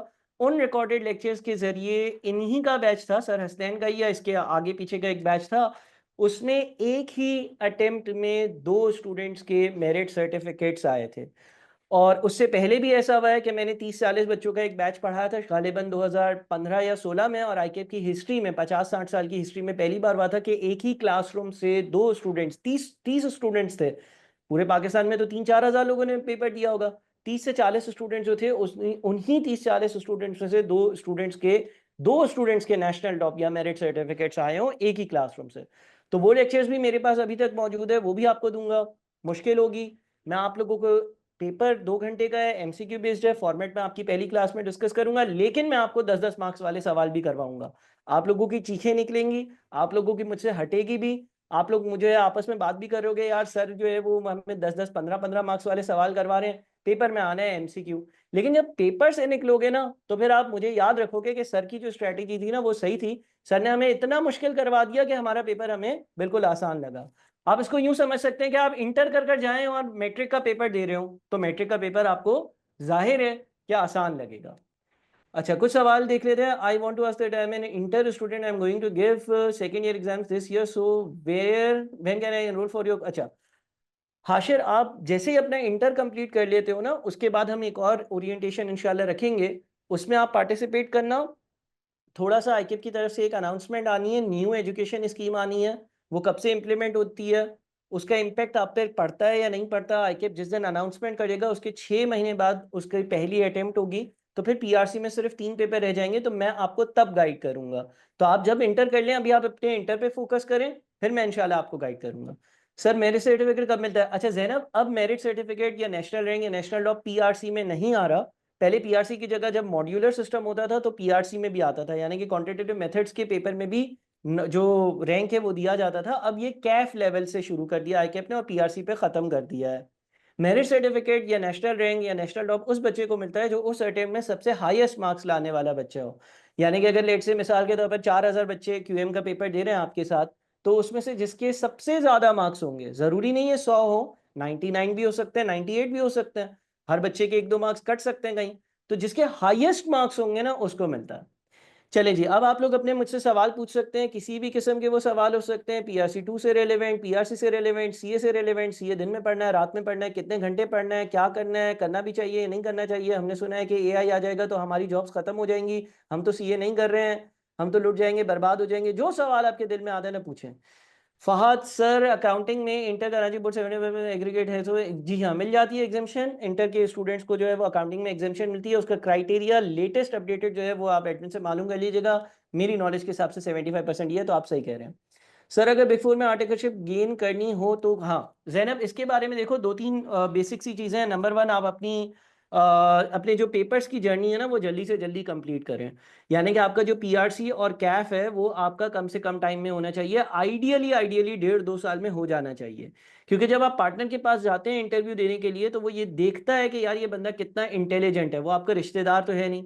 तो नंबर 1 वो ये इसी से जज करता है कि भाई किसी बच्चे ने अगर तेजी से पेपर निकाले, इसका मतलब ये कि वो स्मार्ट होगा। सेकेंडली, आपको अपने जो इंटरव्यू के साथ टेस्ट देना होता है उसमें अच्छा परफॉर्म करना है, इंटरव्यू अच्छा करना है, इंटरव्यू के अलावा आपने अपनी ड्रेसिंग पर काम करना है, और अगर कोई सॉफ्ट स्किल्स या किसी भी किस्म के आप एडिशनल स्किल्स एक्वायर कर सकते हैं, जो कि आजकल ऑनलाइन जब से सीए हुआ है तो आसान है। क्विक बुक्स की ट्रेनिंग, जीरोक्स की ट्रेनिंग, स्टॉक एक्सचेंज में डीलिंग कैसे करते हैं, कोई आपने लोकल पाकिस्तानी टैक्स पढ़ना ही है तो यूके या यूएस टैक्स पढ़ लिया आपने, साथ में कोई फ्रीलांसिंग से रिलेवेंट आपके पास जो है वो एक एक्सपीरियंस है, आपका माइक्रोसॉफ्ट ऑफिस अच्छा है, डेटा एनालिटिक्स पावर भी आ जाता है, तो आपको एक एडेड एडवांटेज मिलेगा। सर अगर जुलाई में पेपर देने हैं तो रजिस्ट्रेशन कब करवानी होगी? अगर जुलाई में पेपर देना चाहते हो तो रजिस्ट्रेशन सैलानी की तो अभी हो जाएगी, आपको लेक्चर देना हम शुरू कर देंगे, आप उससे तैयारी करेंगे। मेरा कोर्स रिकॉर्डेड फॉर्म में होगा, दूसरे टीचर्स भी रिकॉर्डेड फॉर्म में आपको कोर्स देंगे और साथ में आपको गाइड कर रहे होंगे। नंबर 2, आईकेप की रजिस्ट्रेशन की जहाँ तक बात है, तो पेपर से 1 महीना पहले एग्जाम के फॉर्म्स आते हैं। मिसाल के तौर पर अब अगर अभी मई में पेपर है तो अप्रैल के आखिरी हफ्ते में एग्जाम फॉर्म्स आएंगे जो मई के बच्चों के लिए होंगे, वो आपने फिल करने होंगे और उससे 45 टू 30 डेज पहले आइडियली आपकी आईकेप की एज अ स्टूडेंट रजिस्ट्रेशन होनी चाहिए। यानी कि अगर आपने जुलाई में पेपर देना है ना तो अराउंड मई में आपको आईकेप में रजिस्ट्रेशन करवानी होगी। सर सीए के साथ कोई डिग्री प्रोग्राम करना भी इंपॉर्टेंट है, लाइक बीबीए और something related for a business field? जी हाँ, आप बीबीए ना करें, बीबीए में आपको जाकर क्लासेस लेनी पड़ेंगी, आप एडीसी में रजिस्ट्रेशन करवा लें, बीकॉम में करवा लें, मैंने भी किया हुआ है, मैंने भी किया है। कुछ ऐसे ममालिक हैं यूएई में जहाँ पर आपकी वीज़ा की रिक्वायरमेंट की वजह से आपको ये चीज़ जो है वो आपके पास होनी चाहिए। तो बिल्कुल मैं रिकमेंड करूँगा, सीए की जर्नी जो है वो आप ऑनलाइन लेकर जा रहे हैं, अपने घर की कंफर्ट से पढ़ रहे हैं, आने जाने का ट्रैवलिंग टाइम, तैयार होने का टाइम बचा रहे हैं, उसमें आप घर बैठकर जो है वो एडीसी कर लें। आपको कोई कहीं ऐसे एडमिशन नहीं लीजिएगा जहाँ क्लासेस लेने जाना पड़े, प्राइवेटली करें, एडीसी कंप्लीट करें, एडीसी 2 साल का होगा, उसके बाद बीकॉम का 2 साल करें और तब तक आपका कैफ भी इंशाल्लाह हो गया होगा, फिर आप मास्टर्स के लिए रजिस्ट्रेशन करवाएं। मैंने अभी अपनी पूरी प्रोफाइल शेयर नहीं करी, लेकिन मेरा बीकॉम भी हुआ हुआ है और साथ में मैंने एमकॉम के लिए भी मास्टर्स इन इकोनॉमिक्स के लिए भी रजिस्ट्रेशन करवाई थी। बहरहाल फिर जो है वो 2-3 पेपर दिए, फिर देने ही नहीं गए। तो अच्छा, अगला सवाल sir, why should we be in firm by September, kindly guide about this. जितना जल्दी क्वालिफाई हो जाए उतना बेहतर है। मेरे ख्याल में इसका एक सिंपल सा यही जवाब है। देखिए, जितना जल्दी आप क्वालिफाई होंगे उतना जल्दी आप पैसे कमाना शुरू करेंगे। तो आप यूं समझ लें कि जितना आप 1 महीना लेट करते हैं तो 2 लाख रुपए आपकी जेब से जा रहे हैं। ना कमाना जाना ही है ना, तो जितना लेट आप क्वालिफाई करेंगे उतना आपका हर महीने का 2 लाख रुपए का नुकसान है। परसेंटेज कितनी चाहिए होती है सीए करने के लिए? 60% चाहिए होती है अगर डायरेक्ट सीए में पीआरसी में एडमिशन चाहिए। अगर 50 टू 60 के बीच में परसेंटेज है तो क्यूएटी का एक एक्स्ट्रा टेस्ट देना पड़ता है। सर अगर चैप्टर 5 और 11 कर लें तो पेपर पास हो जाएगा? उफ, ये मिथ है या रियलिटी है? ये मिथ है। ठीक है, ऐसा जरूरी नहीं है कि 5 और 6 कर लिया, 11 12 कर लिया, भाई पेपर निकल गया। ऐसे होता तो यार फिर कोई पढ़ता ही नहीं ना।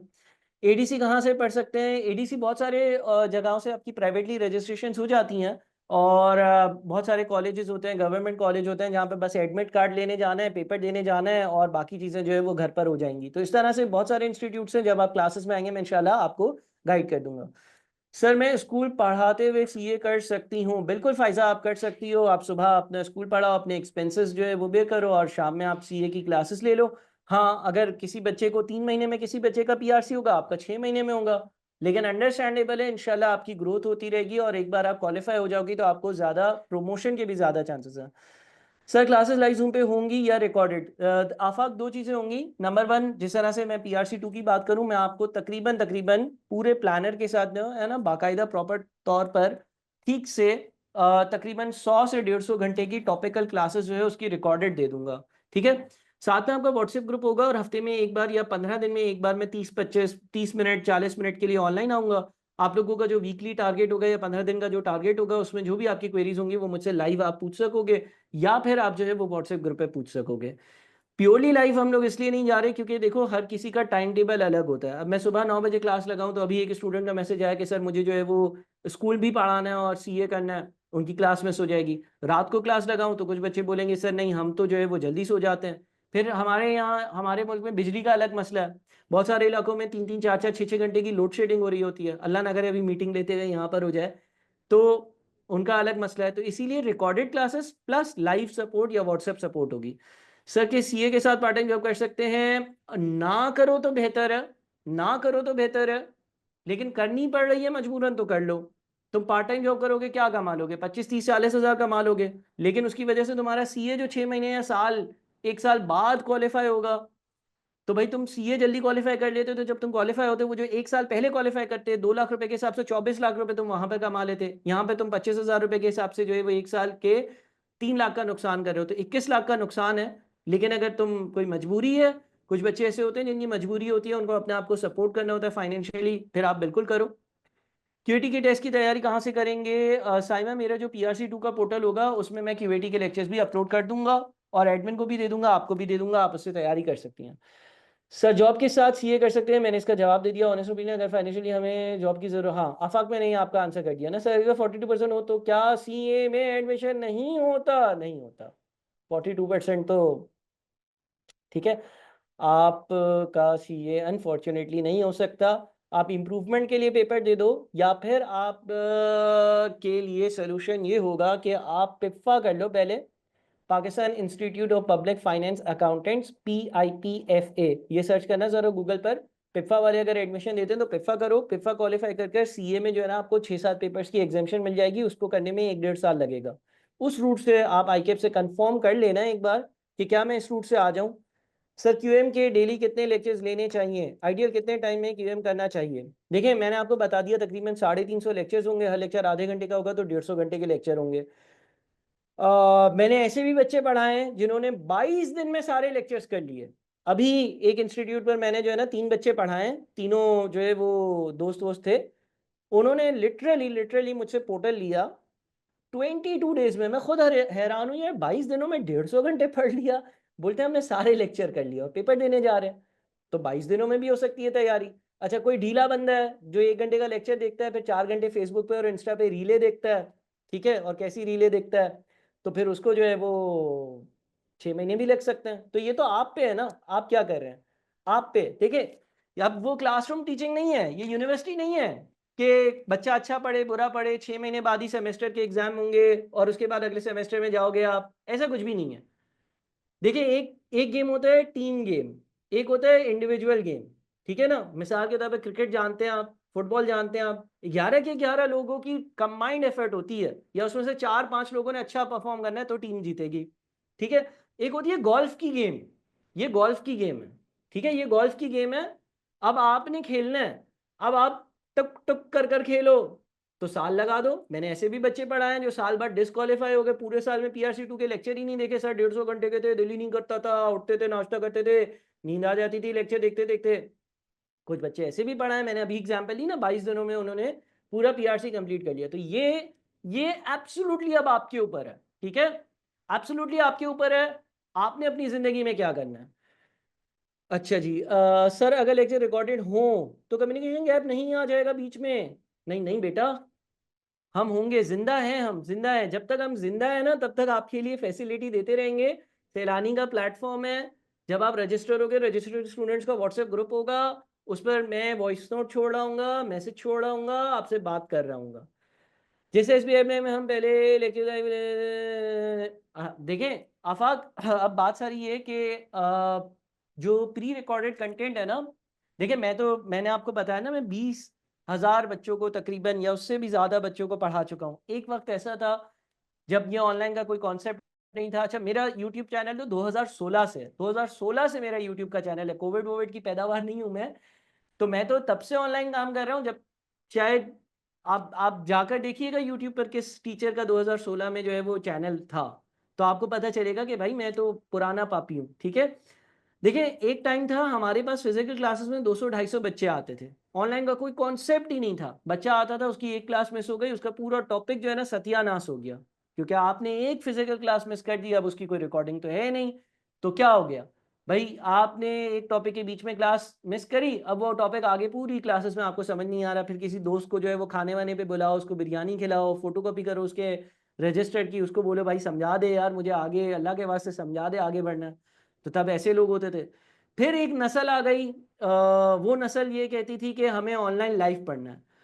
अभी रिसेंटली जो नस्ल आई है ना, मेजॉरिटी रिकॉर्डेड को प्रेफर करते हैं और रिकॉर्डेड कंटेंट पर जाते हैं।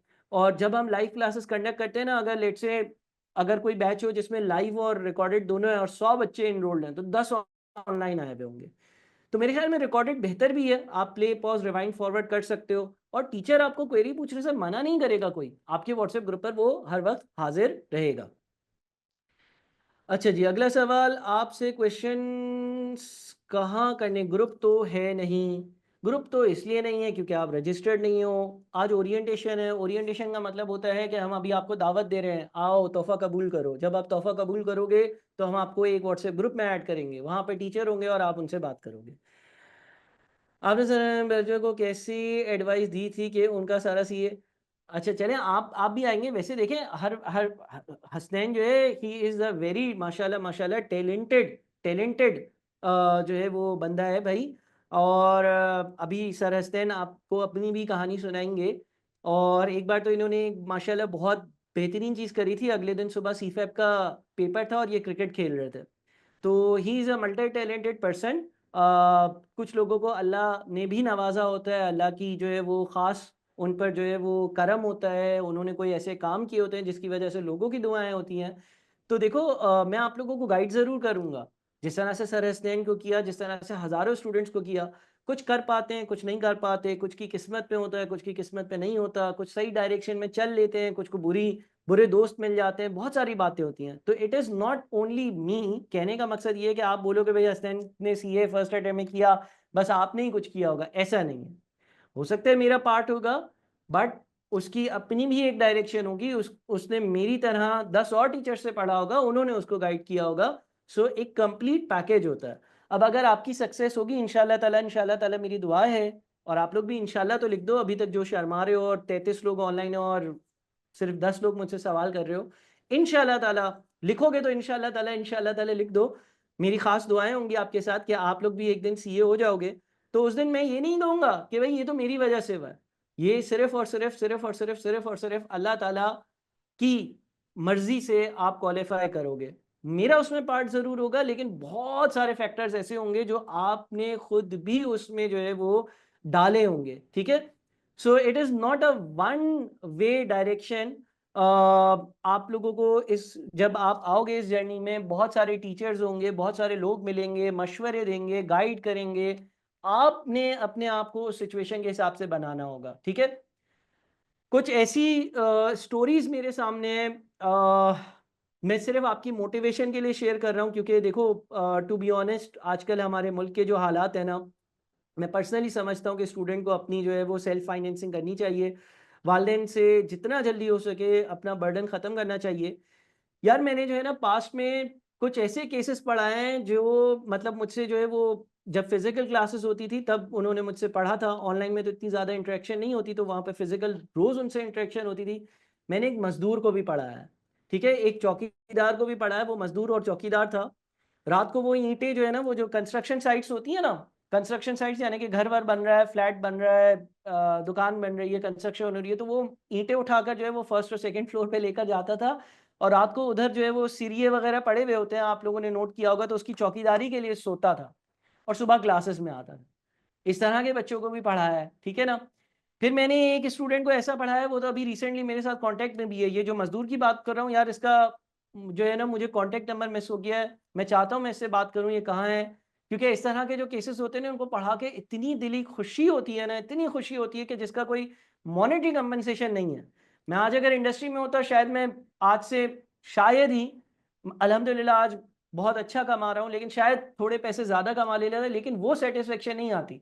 आज मैं अल्लाह ताला के सामने खड़े होकर ये ज़रूर कह सकता हूँ, जब मेरे सवाल जवाब होगा, कि दुनिया में मैंने ये अच्छा काम किया कि मैंने 20,000 25,000 लोगों को पढ़ाया और उनको कहीं एक एक मुकाम पर पहुँचाया। तो ऐसे बच्चे को भी मैंने पढ़ाया। फिर एक बच्चे को मैंने पढ़ाया था, वो आजकल मेरे साथ कॉन्टैक्ट में है। लिटरली उसकी भी एक बहुत स्टोरी थी, तो नाम वाम कोट नहीं करूँगा। आज वो क्वालिफाइड चार्टर्ड अकाउंटेंट है। वो एक हॉस्पिटल में कंपाउंडर था, ठीक है? उसकी मजबूरी थी, वो 6 घंटे जो है वो शाम को 5 से 11 जो है वो, कंपाउंडर होते हैं ना, आपने देखे होंगे, डॉक्टर के बाहर होते हैं, वो पर्ची पे वो लिख रहे होते हैं, हाँ भाई ये दवाई खा लेना है, टाइम दे रहे होते हैं। वो काम करता था, सुबह क्लासेस लेता था। फिर वो कुछ टाइम मेरे साथ भी टीचर असिस्टेंट वगैरह रहा। मैंने उसको बोला यार तुम मेरे साथ ही लग जाओ, तुम इतना डाइवर्सिफाइड चल रहे हो, कैसे करोगे? बहुत मेहनती बच्चा, क्वालिफाइड आज। खुशी होती है, कसम से इतनी खुशी होती है ना। और इस खुशी का कोई भी जो है ना वो, मतलब फाइनेंशियल कंपैरिजन तो है ही नहीं। तो आई नो आप में से भी कुछ लोग होंगे जो बहुत खामोश हैं, जिनकी कोई एक उदास कहानी होगी घर के हालात की वजह से, फाइनेंशियल हालात की वजह से। मेरी आप लोगों के सबके साथ दुआ होगी, और एक दिन आप क्वालिफाई कर जाओगे ना, उस दिन लिटरली लिटरली आप इतने खुश इंसान होंगे ना कि आप सोच नहीं सकते। तो ऐसे केसेस मिलते हैं, बस आप लोगों को जो है वो अपनी पूरी कोशिश करनी है। ऐसे भी केसेस देखे हैं मैंने कि जिन्होंने 12-12, 15-15 घंटे पढ़ा और वो पास ना हो सके। तो ख़ैर हर किसी का एक इम्तिहान है, हर किसी का जो है वो, आपने कभी मायूस नहीं होना ज़िंदगी में। आपके लिए शायद वो चीज़ बेहतर नहीं होगी, या शायद कुछ और बेहतर लिखा हुआ होगा जिस फील्ड में आप चले गए, कोई आपका इम्तिहान होगा, ठीक है ना? ऐसे ही बच्चों को तंग करने के लिए मैं बोलता हूँ, तुमने यकीन बचपन में जो है ना लोगों का दिल दुखाया होगा, तभी अल्लाह ताला तुमसे बदला ले रहे हैं। खैर वो मैं मजाक करता हूँ, लेकिन इस तरह की तफरीह भी खैर मैं कर रहा होता हूँ। तो बहरहाल आप लोगों को मज़ा आएगा, और चलें देखते हैं आगे क्या सवाल है। अच्छा, I done my bachelors of commerce degree in Karachi and I want to attempt CA. ठीक है शामिद, तो मेरे ख्याल में आपका पीआरसी आई गेस एग्जाम्प्ट होगा। आईकेप को एक बार आप डायरेक्टली अप्रोच कर ये चीज़ कंफर्म कर लें। अदरवाइज आईकेप की वेबसाइट पर एक एग्जाम्पशन का डॉक्यूमेंट है स्टडी के कॉलम में, उसको देखिएगा। मेरे ख्याल में आपको कैफ से स्टार्ट करना होगा। Sir I am doing government job, will it be beneficial for my future. अच्छा देखें, आप गवर्नमेंट जॉब किस हिसाब की है, किस नौइयत की है, मैं नहीं जानता ज़्यादा डिटेल्स अकाउंटिंग एंड फाइनेंस में। और आपको लगता है या आप अपने बॉस से डिस्कस करें कि भाई मैंने सीए कर लिया और यहीं पर अगर मैं रहूं तो क्या ये मेरे लिए बेनिफिशियल है या नहीं है। अदरवाइज अगर गवर्नमेंट जॉब में इतना ज़्यादा इनकम नहीं जनरेट हो रही तो आप पूरा सीए कर लें, उसके बाद आपके लिए वो बेनिफिशियल होगा। अगेन बहुत सारे फैक्टर्स हैं ना जो मैं नहीं जानता आपके बारे में। गवर्नमेंट जॉब करना आपकी मजबूरी है, कंपलसरी है, या छोड़ सकती हैं, क्या एज है आपकी, बहुत सारी बातें हैं। तो आप अपने आप को थोड़ा सा जज जरूर करिएगा। How the manager articleship sir, कुछ उसका स्टाइपेंड बहुत कम होता है, जैसे आप सर्वाइव ही नहीं कर पाते। यार ऐसा टू बी ऑनेस्ट नहीं है, ठीक है। आर्टिकलशिप में अब थोड़ी सी अपॉर्चुनिटीज कम हुई हैं। हमारे टाइम पर तो 1-1.5 साल पे सिकॉन्डमेंट लग जाती थी, तो आप दुबई वुबई जाते थे, 2-3-4 लाख रुपए बचा के आ जाते थे। फिर जो बेसिक स्टाइपेंड होती है ना, इसके अलावा आपको ट्रैवल अलाउंस मिलता है, फूड अलाउंस मिलता है। मेरा एक दोस्त था और मैं ईवाई में था, तो एक सिनेमा है, उसका नाम नहीं लूंगा, उसका ऑडिट हमारे पास आया। वो सफूरा से पीआईडीसी यानी कि ईवाई का जहाँ ऑफिस है, बस में बेचारा ट्रैवल करता था 1-1.5 घंटे में। एक सिनेमा का ऑडिट हमारे पास आया, और उस सिनेमा ने जो है ना ऑडिट ट्रेनीज की एक जो है डेली अलाउंस रखी 2,000 रुपये, ठीक है। इस तरह से होता है, कुछ क्लाइंट्स इतने मेहरबान होते हैं, वो बोलते हैं आपके ट्रेनी हमारे पास काम करने के लिए आएंगे, इनका खाना पीना हमारा, ठीक है, या इनको हम डेली बेसिस पे कुछ अलाउंस देंगे। तो बेचारा सिनेमा तो खैर मूवीज़ दिखाता है तो एक गलत काम करता है, लेकिन वो आज तक सिनेमा को दुआएं देता है। क्यों? उसका वो पहला क्लाइंट था, वो बेचारा बहुत स्ट्रगलिंग बच्चा था, वो सफूरा से आता था पीआईडीसी ईवाई जहाँ पर है, वहाँ से फिर वो सिनेमा के ऑडिट करने के लिए जाता था, ख्वार हो जाता था, मतलब उसकी ज़िंदगी तबाह और बर्बाद थी। 2 से 3 घंटे उसके बस में लगते थे, बाइक उसके पास थी नहीं। आज वो सिनेमा को दुआएं देता है इसलिए क्योंकि 2,000 रुपये उसने स्टाइपेंड बांधी, तो उसने शायद कोई असाइनमेंट था 50 या 60 डेज वहाँ लगाए, और उस सिनेमा की वजह से उसके पास जो है ना वो 25 दिन में बाइक आ गई। 2,000 रुपये की अलाउंस के हिसाब से 25 दिन के कितने में 50,000 रुपये, बाइक खरीद ली। तो भाई ऐसा ज़रूरी नहीं है कि आपको जो स्टाइपेंड अलाउंसेस मिले वो कम हो, कभी कभी वो इतनी ज़्यादा हो सकती हैं कि आप बाइक भी खरीद सकते हो। तो वो आजकल उस सिनेमा को बहुत दुआएं देता है, बोलता है यार ज़बरदस्त, अल्लाह ताला इनको जन्नत नसीब करे, इनके जो मूवियों के गुनाह हैं वो सारे माफ़ करें, इन्होंने मुझे तो बाइक दिलवाई, बाइक की वजह से मैंने कंफर्टेबली अपनी सीए की क्लासेस ली, सीए किया, फर्म में आर्टिकल्स करी, वरना मैं धक्के और ख्वारियों में ही मर जाता। तो सीए करवाने में इस सिनेमा का बड़ा हाथ है, वो बोलता है, ठीक है। अच्छा सर, क्या पेपर में भी एमसीक्यूज ही आएंगे? जी हाँ, 2 घंटे का पेपर होगा, 50 एमसीक्यूज होंगे। पहली क्लास में इसके बारे में मजीद डिटेल में बात होगी। ज़्यादा के ज़्यादा क्या नहीं होते हैं भाई क्लाइंट्स। मैंने एक फार्मास्यूटिकल कंपनी का ऑडिट किया, 7 दिन में करना था, डेडलाइन थी स्ट्रॉन्ग। वो बोलते थे रात को कहीं पर भी खाना खा लो, हमें बिल दे देना सुबह। हम 10-10 हज़ार रुपये का खाना खाते थे। ज़िंदगी में घर वालों ने हमें 4 बार KFC नहीं खिलाया, हमने उस क्लाइंट पर एक हफ्ते में 5 बार KFC खा लिया। सीधी बात है, ठीक है। सर अगर मुल्क में इतने चार्टर्ड अकाउंटेंट्स की ज़रूरत है तो लोगों को फर्म्स में आर्टिकलशिप क्यों नहीं मिलती है स्टूडेंट्स? अच्छा देखो, होता ये है कि क्वालिफाई होकर 90% चार्टर्ड अकाउंटेंट जो है ना वो मुल्क से बाहर भाग जाते हैं। मेन रीज़न ये है, जैसे ही आप क्वालिफाई हो गए, मेरे जो दोस्त हैं, आज जो दोस्त मेरा जब 2016 में मेरा बैच ख़त्म हुआ, आज 2025 चल रहा है ना, 8-9 साल हो गए। तो यहाँ पर जो मेरा दोस्त है, अगर वो यहाँ पर 7-8-9 लाख रुपए कमा रहा है महीने के, उसी बैच का मेरा जो दोस्त बाहर है, आज उसकी तनख्वाह 25 या 30 लाख रुपए है। तो मेन रीज़न यहाँ पर जो चार्टर्ड अकाउंटेंट्स वाली है ना, वो ये है कि यार यहाँ पर कोई लॉन्ग टर्म में टिकता नहीं है, अनलेस कि किसी की कोई मजबूरी हो, कोई बात हो, कोई XYZ हो, या कोई सेटल्ड हो ऑलरेडी, या उसका कोई बिजनेस चल रहा हो, या मुल्क छोड़ने की मजबूरी हो। 90% लोग जो है ना, 99% 95% चार्टर्ड अकाउंटेंट्स दूसरे मुल्कों में चले जाते हैं, तो यहाँ पर वापस वैक्यूम क्रिएट हो जाता है। यहाँ पर आप किसी कंपनी जाएं, वहाँ पर आप बोले भाई मैं 5 साल तक मैं बॉन्ड साइन करता हूँ, 10 साल तक आपको नहीं छोड़ूंगा, अल्लाह की कसम। तो अगर 2.5 लाख आपकी तनख्वाह होनी हो ना, वो बोलेगा ले तू 1.5 लाख हर महीने एक्स्ट्रा ले, तो 2.5 के बजाय 4 लाख ले, बॉन्ड पे साइन कर दे, 10 साल नहीं छोड़ेगा। आप ऐसे भागोगे, आपको एक जगह 2.5 लाख नजर आएंगे, दूसरी जगह आपको 10 लाख नजर आएंगे, एक जगह आपको जो है वो ऑल्टो नजर आ रही होगी, कल्टस नजर आ रही होगी, पाकिस्तानी स्विफ्ट नजर आ रही होगी, दूसरी जगह आपके पास जो है वो बड़ी बड़ी गाड़ियां दिमाग में नजर आ रही होंगी, यहाँ पर आपको कराची के रोड नजर आ रहे होंगे, वहां पर आपको दुबई के रोड नजर आ रहे होंगे। आपको जैसी अपॉर्चुनिटी मिलेगी पहली फुर्सत में भाग जाओगे, तो वैक्यूम वापस क्रिएट हो जाएगा। सर मेरी पीआरसी में लास्ट अटेम्प्ट बन रही है, मुझे मई में 14th मंथ हो जाएगा, उसके बाद एलिजिबल फॉर पीआरसी हो जाऊंगा। अगर ये 2 पेपर्स पास ना हुए तो पीआरसी 2 and 3 रह गए हैं, दोनों की 3 बार अटेम्प्ट दे चुका हूँ। तुम तो मोटिवेशन हो सबके लिए। 40+ पे पेपर्स रुक रहे हैं, इनको 2 बार 48 48 और 42 पे रुका है। अब इसमें सवाल नहीं था, कहानी थी, कहानी सुन ली मैंने। सर फर्स्ट क्लास कब होगी? फर्स्ट क्लास का टाइम टेबल आपको इंशाल्लाह एडमिट से मिल जाएगा। कब बता दें आईकेप की? अच्छा, आईकेप का एक एसएफएस प्रोग्राम होता है, उसके लिए आपको इंस्टीट्यूट से रजिस्टर करना पड़ता है। सैलानी की वहाँ पर रिकमेंडेशन काम आएगी, तो वो जीशान आपको गाइड करेंगे उस बारे में। कोई भी ऐसा सवाल है जो एडमिन से रेलेवेंट हो तो काइंडली वो अभी थोड़ा सा अवॉइड करें और होल्ड करें, ताकि जीशान आपको उस पर एड्रेस कर दें। CA 12 के बाद स्टार्ट कर सकते हैं क्या? 12 बजे के बाद? 12 बजे के बाद? 12 तारीख के बाद? 12 क्या? 12 उम्र या 12 जमातें? इंटर के बाद ही करते हैं, वैसे सेकेंड ईयर के बाद ही करते हैं, ठीक है।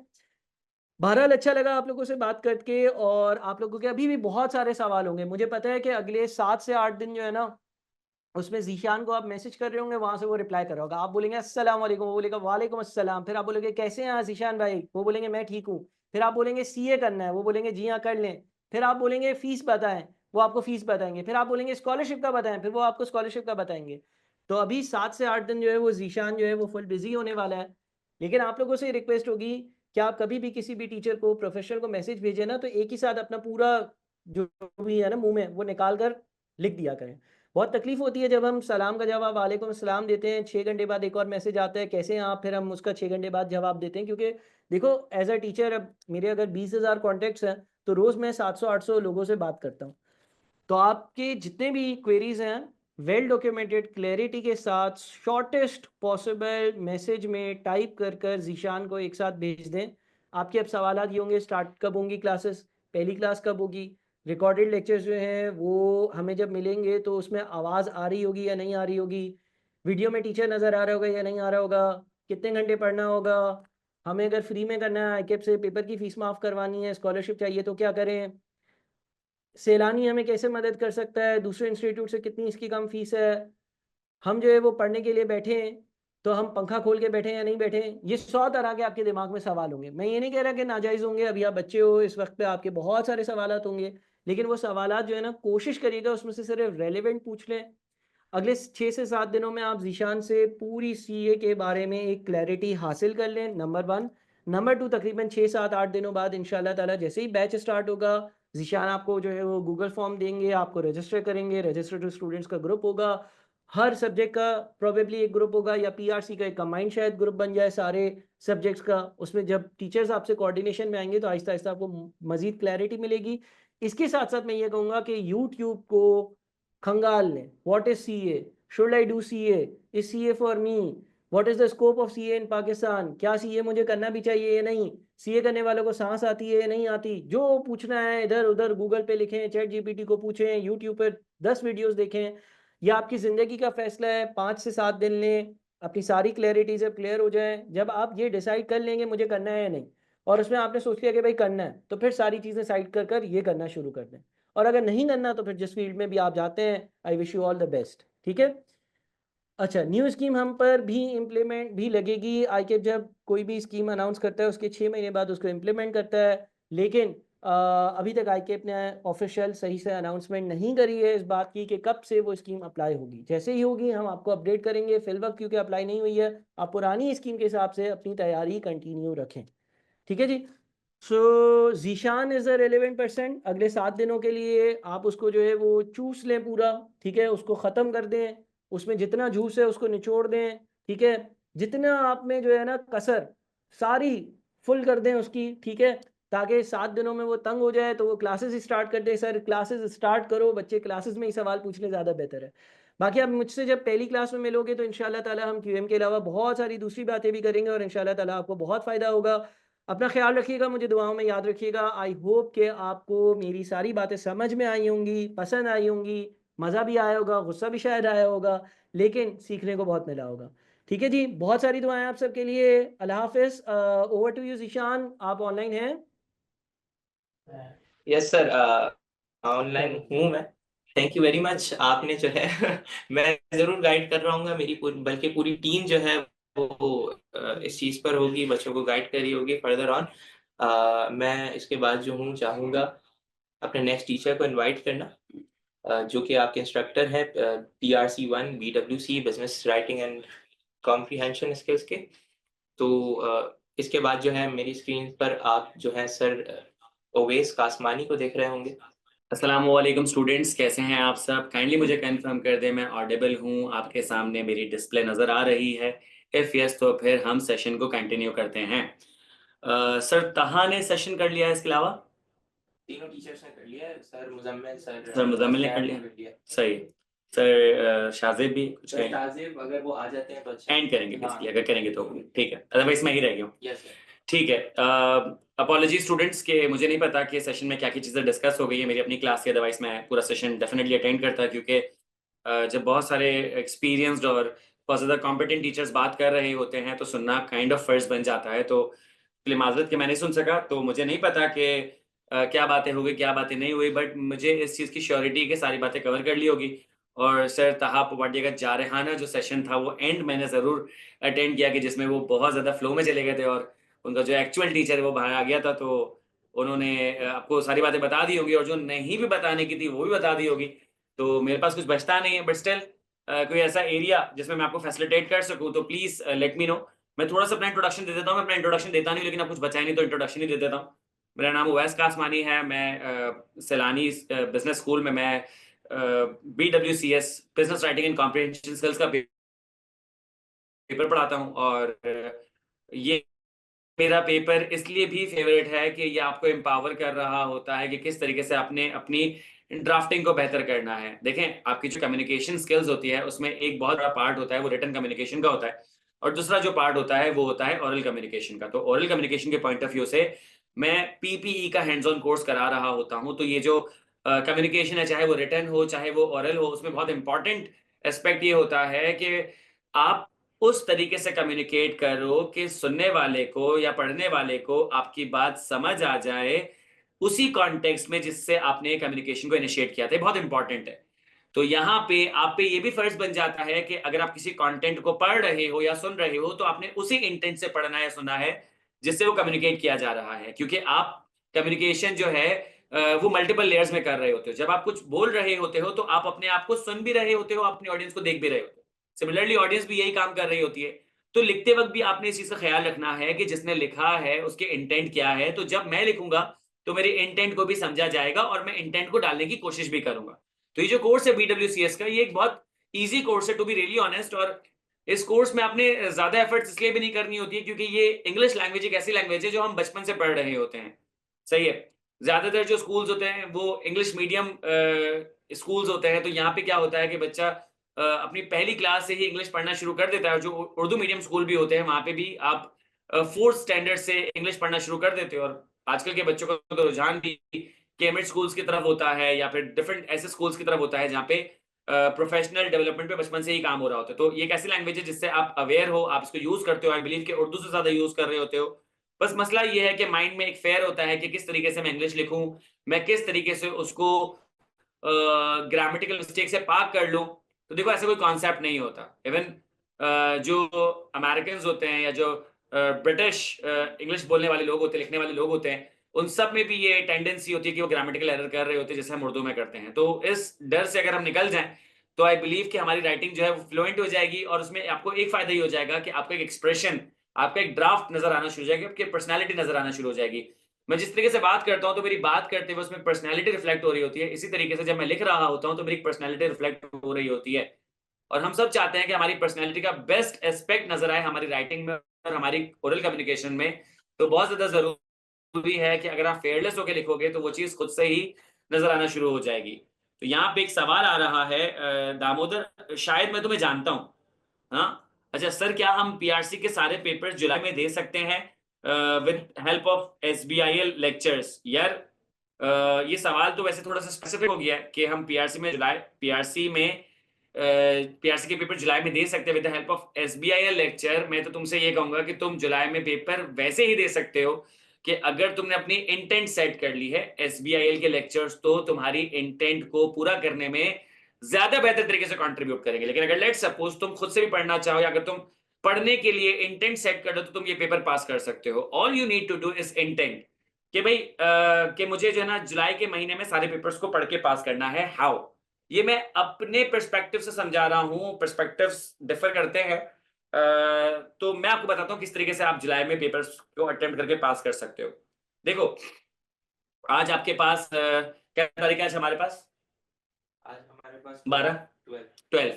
आप कंसिडर कर लो आज 15 तारीख है, 3 दिन आप माइनस कर लो। आप अपने आप को मेंटली प्रिपेयर करने के लिए आप 3 दिन माइनस कर लो। अब आपके पास आज 15 तारीख है, इसका मतलब है कि अप्रैल में आपके पास 15 दिन होंगे, सही है। फिर आपके पास जो है वो मई के पूरा महीना है, आपके पास 30 दिन लगा लो उसके। फिर आपके पास जून के पूरे 30 दिन है, तो इसका मतलब है कि आपके पास ये 2.5 महीने आपके पास हो गए। तो ये आपके पास 75 डेज मौजूद हैं। मैं जुलाई के 10 दिन भी काउंट नहीं कर रहा, वरना जुलाई के मिड में पेपर होते हैं, सही है। 3 दिन यहाँ से माइनस कर दिए, 15 दिन वहां से माइनस कर दिए।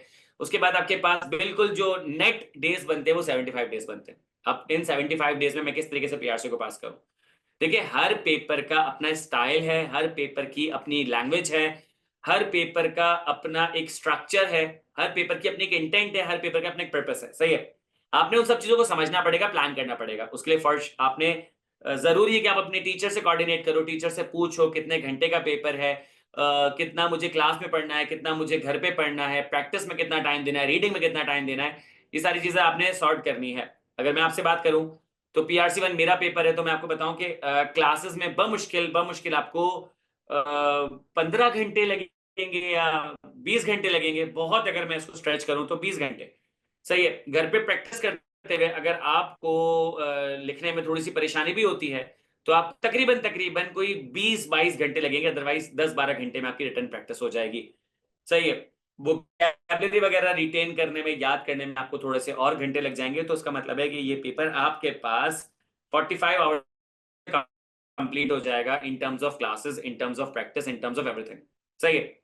चलते पीआरसी 2 पर। अब पीआरसी 2 में जाहिर सी बात है सर तहा आपको पार्टियां ज्यादा बेहतर तरीके से गाइड करेंगे, लेकिन मैं अपने पर्सपेक्टिव से बात करूं तो ये लेंदी पेपर है। तो क्यूएमटी के पेपर को पढ़ने में तकरीबन आपको जो है वो 60-70 घंटे मिनिमम लगेंगे, और उसको घर पे प्रैक्टिस करने में सेम आपको टाइम लगेगा। तो तकरीबन ये आपका कोई 130 घंटे का पेपर हो गया। तो ये मिल मिला के आपके 170-180 घंटे हो चुके हैं। इसके बाद आपके पास जो आ जाता है इकोनॉमिक्स का पेपर। इकोनॉमिक्स के पेपर में सर मुज़म्मिल ने ज्यादा बेहतर तरीके से बात की होगी। मेरा अपना पर्सपेक्टिव ये है कि थियोरेटिकल पेपर इसमें आपने बुक रीडिंग करनी होती है, फिर क्लासेस में भी थोड़े से माइक्रो लेवल पे टॉपिक्स आ रहे होते हैं, तो आपने उनको समझना होता है, सेग्रीगेट करना होता है, उनकी अंडरस्टैंडिंग करनी होती है, कंपेयर करना होता है।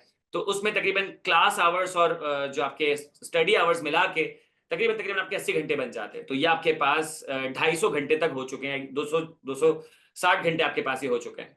फिर उसके बाद आ जाते हैं आईटीए में। आईटी में भी आपको अच्छा खासा प्रैक्टिस का टाइम चाहिए होता है, कॉन्सेप्ट्स को ग्रैप्स करने का टाइम चाहिए होता है, तो आपके पास ये तकरीबन 150 घंटे ये बन जाते हैं। तो ये आपके पास 420 घंटे हो चुके हैं। फिर आईटीबी में तकरीबन आपको प्रैक्टिस और क्लासेस मिला के तकरीबन 60-70-80 घंटे चाहिए होते हैं, मिल मिला के आपके पास 500 घंटे हो गए।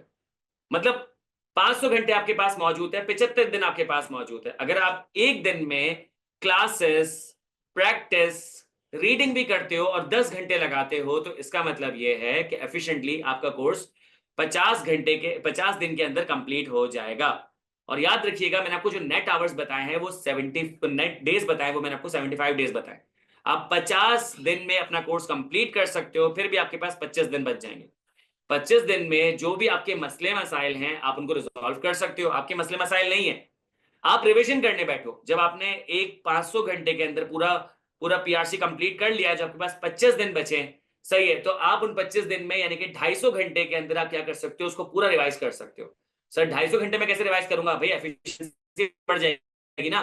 जब तुमने कोर्स को प्रैक्टिस है, रीड किया है, क्लासेस ली है, हर एस्पेक्ट से कवर किया है, तो नेक्स्ट टाइम आपकी एफिशिएंसी 100% बढ़ जानी चाहिए। तो इसका मतलब यह है कि आप कोर्स को 250 घंटे तक कंप्लीट कर लोगे। तो सर अगर मैं किसी कोर्स को प्रैक्टिस करके, क्लासेस लेके, रीड करके 2 बार कंप्लीट, मुझे एक छोटा सा सवाल का जवाब, क्या आपको पीआरसी फेल करना चाहिए? The answer is no. और ये चीज तो एविडेंट है कि सीए का सबसे इजी लेवल ये मौजूद है, तो आप जुलाई में अटेम्प्ट कर सकते हो। सही है। अच्छा दामोदर, मैं तुम्हें पहचान गया, तो तुम्हारा नाम काफी यूनिक है। नाम यूनिक होना भी एक अच्छी क्वालिटी होती है। Faiza Siddiqui, thank you so much और जजाकल्लाह फॉर द एप्रिसिएशन। और किसी का कोई सवाल है सीए से रिलेटेड कि सीए जो है वो कैसे शुरू करना है, सीए में क्या हार्डशिप्स होती हैं, सीए के रिवॉर्ड्स क्या होते हैं? ये देखो, मैं तुम्हें अगर ये जर्नी बताना शुरू करूं, एलिजिबिलिटी क्राइटेरिया क्या है, एग्जाम्पशंस क्या मौजूद हैं, नई स्कीम में क्या है, पुरानी स्कीम में क्या है, मैं इस पे घंटों बातें कर सकता हूं। लेकिन अगेन वही वाली बात है कि आपको यूट्यूब पे भी मिल जाएगा, आईकैप के फ्रंट डेस्क पे भी मिल जाएगा, आईकैप की वेबसाइट पे मिल जाएगा। मेरा एक शिकवा है लोगों से कि हम लोगों को शायद काउंसलिंग पे जाने की ज्यादा जरूरत ना पड़े अगर हम वेबसाइट्स विजिट करें। आईकैप की वेबसाइट सेल्फ एक्सप्लेनेटरी है। अगर आप लिटरली जाओगे, सर ताहाबुबाड़ी ने एसएफएस की बात की होगी, इंडोमेंट फी की बात की होगी, इंडोमेंट फंड की बात की होगी, ईदी टैलेंट प्रोग्राम की बात की होगी, ये सारी चीजें आईकैप में एक्सप्लिसिटली लिखी हुई है। अगर आप स्कॉलरशिप की तरफ जाते हो, वहां पे एलिजिबिलिटी क्राइटेरिया है, एंट्रेंस के बारे में बताई हुई चीजें, तो सारी चीजें वहां पे एक्सप्लेन्ड है। तो आप क्या कर सकते हो, उसको डिटेल में वहां पे जाके रीड कर सकते हो, लेकिन स्टिल यू हैव क्वेश्चंस, आप पूछ सकते हो। अच्छा, मोशी का सवाल है कि सर स्कॉलरशिप का बता दे। देखिए, आईकैप में आपके पास 3 किस्म की स्कॉलरशिप्स होती है। एक होती है एसएफएस, एक होती है एंडोमेंट फंड, और एक आपके पास होती है ईदी टैलेंट प्रोग्राम। सबसे छोटे से सबसे बड़े की तरफ चलते हैं। एसएफएस, एसएफएस में क्या है, आपकी मिनिमम परसेंटेज 70 होनी चाहिए। आपकी मिनिमम परसेंटेज 70 है, आपने इंटरमीडिएट या ए लेवल कंप्लीट कर लिया, आपके पेपर पास, आपके सारे प्रीरिक्विजिट्स पूरे हैं, 70 परसेंटेज का मतलब ये है कि आप एसएफएस के लिए अप्लाई कर सकते हो। दूसरा प्रीरिक्विजिट ये होगा कि जिस भी आप आरईटी से पढ़ रहे हो, उसने आपको 50% या उससे ज्यादा स्कॉलरशिप दी हो। अब एसबीआईएल की बात करें तो जो आपके पास नॉर्मल इंडस्ट्री के अंदर फी चल रही है, उससे ड्रास्टिकली कम हम फीस चार्ज कर रहे हो, तो इसका मतलब है कि आपको जो स्कॉलरशिप वाला क्राइटेरिया है वो वैसे टिक कर जाएगा। तो जब आपकी स्कॉलरशिप आपको मिल चुकी है आरईटी की तरफ से, आपकी मिनिमम 70 परसेंटेज है, तो इसका मतलब है कि आप एसएफएस के लिए एलिजिबल हो जाते हो। सर एसएफएस में कौन सा स्कॉलरशिप मिलती है? आपके जो पेपर होते हैं पीआरसी से लेके कैप तक, ऑन एवरेज एक पेपर होता है 70,000 रुपए का। इसका मतलब ये है कि जो 13 पेपर्स आपके पास हो गए, ये मिल मिला के तकरीबन आपके पास कोई 90,000 रुपए बन जा, सॉरी 7,000 रुपए का एक पेपर होता है, और ये 13 पेपर मिल मिला के तकरीबन कोई 90,000 रुपए बन जाते हैं। अभी जो 90,000 रुपए हैं आपकी, जो एक बड़ी अच्छी खासी अमाउंट है, ये पेपर्स की फीस रिड्यूस होकर 1,000 रुपए हो जाती है। इसका मतलब ये कि 13 पेपर के आपने 13,000 रुपए देने हैं, तो आप स्ट्रेट तकरीबन कोई 75,000 रुपीज सेव कर लोगे। एक अच्छी स्कॉलरशिप है, आप इसकी तरफ जा सकते हो। लेकिन अगर आपकी परसेंटेज 70 से ज्यादा है, आपकी परसेंटेज है 80 या उससे ऊपर, तो आपके पास दूसरी स्कॉलरशिप आ जाती है आईकैप की, दैट इज इंडोमेंट फंड। या आप आईकैप की वेबसाइट पे विजिट करोगे, इंडोमेंट फीस के आप कॉलम में जाओगे, तो वहां पे आपके पास एक जो है फॉर्म आ रहा होगा, आपने फॉर्म फिल करना होगा, आप एलिजिबल हो जाओगे, तो फिर आपको एक टेस्ट देना होगा। अगर आपने टेस्ट पास कर लिया तो आपको अच्छी खासी स्कॉलरशिप मिल जाती है। आईकैप उसके बारे में ज्यादा बेहतर तरीके से गाइड करेगा। तीसरा आपके पास होता है ईदी टैलेंट प्रोग्राम। उसमें क्या होता है कि अगर आपने अपने बोर्ड में टॉप 10 में परसेंटेज सिक्योर की हुई, आप टॉप 10 में आ रहे हो, रैंक कर रहे हो, तो आपको खुद आईकैप की तरफ से लेटर आ जाएगा। वो सेकंड ईयर के बाद आता है। उस लेटर में आपको आईकैप इनवाइट कर रहा होगा कि आप एक टेस्ट दो। आप वो टेस्ट पास कर लेते हो तो कैफ लेवल तक आपकी सारी फीस माफ हो जाती है। आपकी पेपर, आपकी ट्यूशन, आपकी एनरोलमेंट, आपकी रजिस्ट्रेशन, आपकी बुक की फीस, सारी फीस माफ हो जाती है। सही है। कुछ बच्चों को तो आईकैप स्टाइपेंड भी देता है पर मंथ 5,000 रुपीज। सही है। कुछ बच्चे सवाल पूछते हैं कि सर जो हमारी जो कन्वेंस वगैरह की फीस होती है, क्या वो भी रिफंड हो जाती है? अगर आप अप्लाई करके देख लो, अगर आपका बिल वगैरह मौजूद है, अगर आईकैप रिइंबर्स कर दे तो कर देगा। सही है। बच्चे मेरे पास बुक की पूरी लिस्ट बना के लेकर आते हैं, मैं उनको बुक की लिस्ट बना के दे देता हूँ विद फीस एंड एवरीथिंग, तो आईकैप वो भी रिइंबर्स कर देता है। तो अगर आप ईदी टैलेंट प्रोग्राम की तरफ जाते हो तो आपको ये स्कॉलरशिप भी मिल जाएगी। स्कॉलरशिप के बारे में मैंने बता दिया है, आप वेबसाइट विजिट करोगे आपको ज्यादा इंफॉर्मेशन मिल जाएगी। सही है। और सवाल आप देख लेते हैं।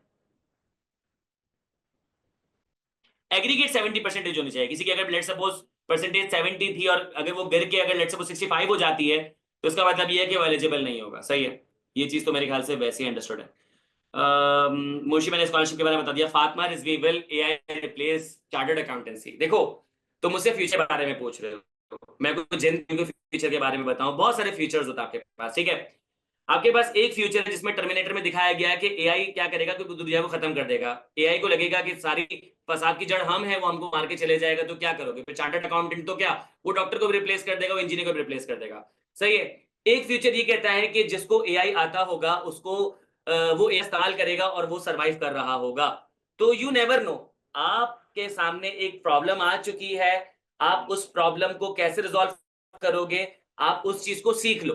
सही है। उसके बाद फिर आप फ्यूचर को डिसाइड करने दो कि वो किस तरीके से प्ले आउट होता है। सही है। तो लर्न एआई। सही है। रेहान भट्ट कह रहे हैं कि BWCS के एसेस किस बुक से करने हैं, वोकैबुलरी बहुत ज्यादा है और याद नहीं होती।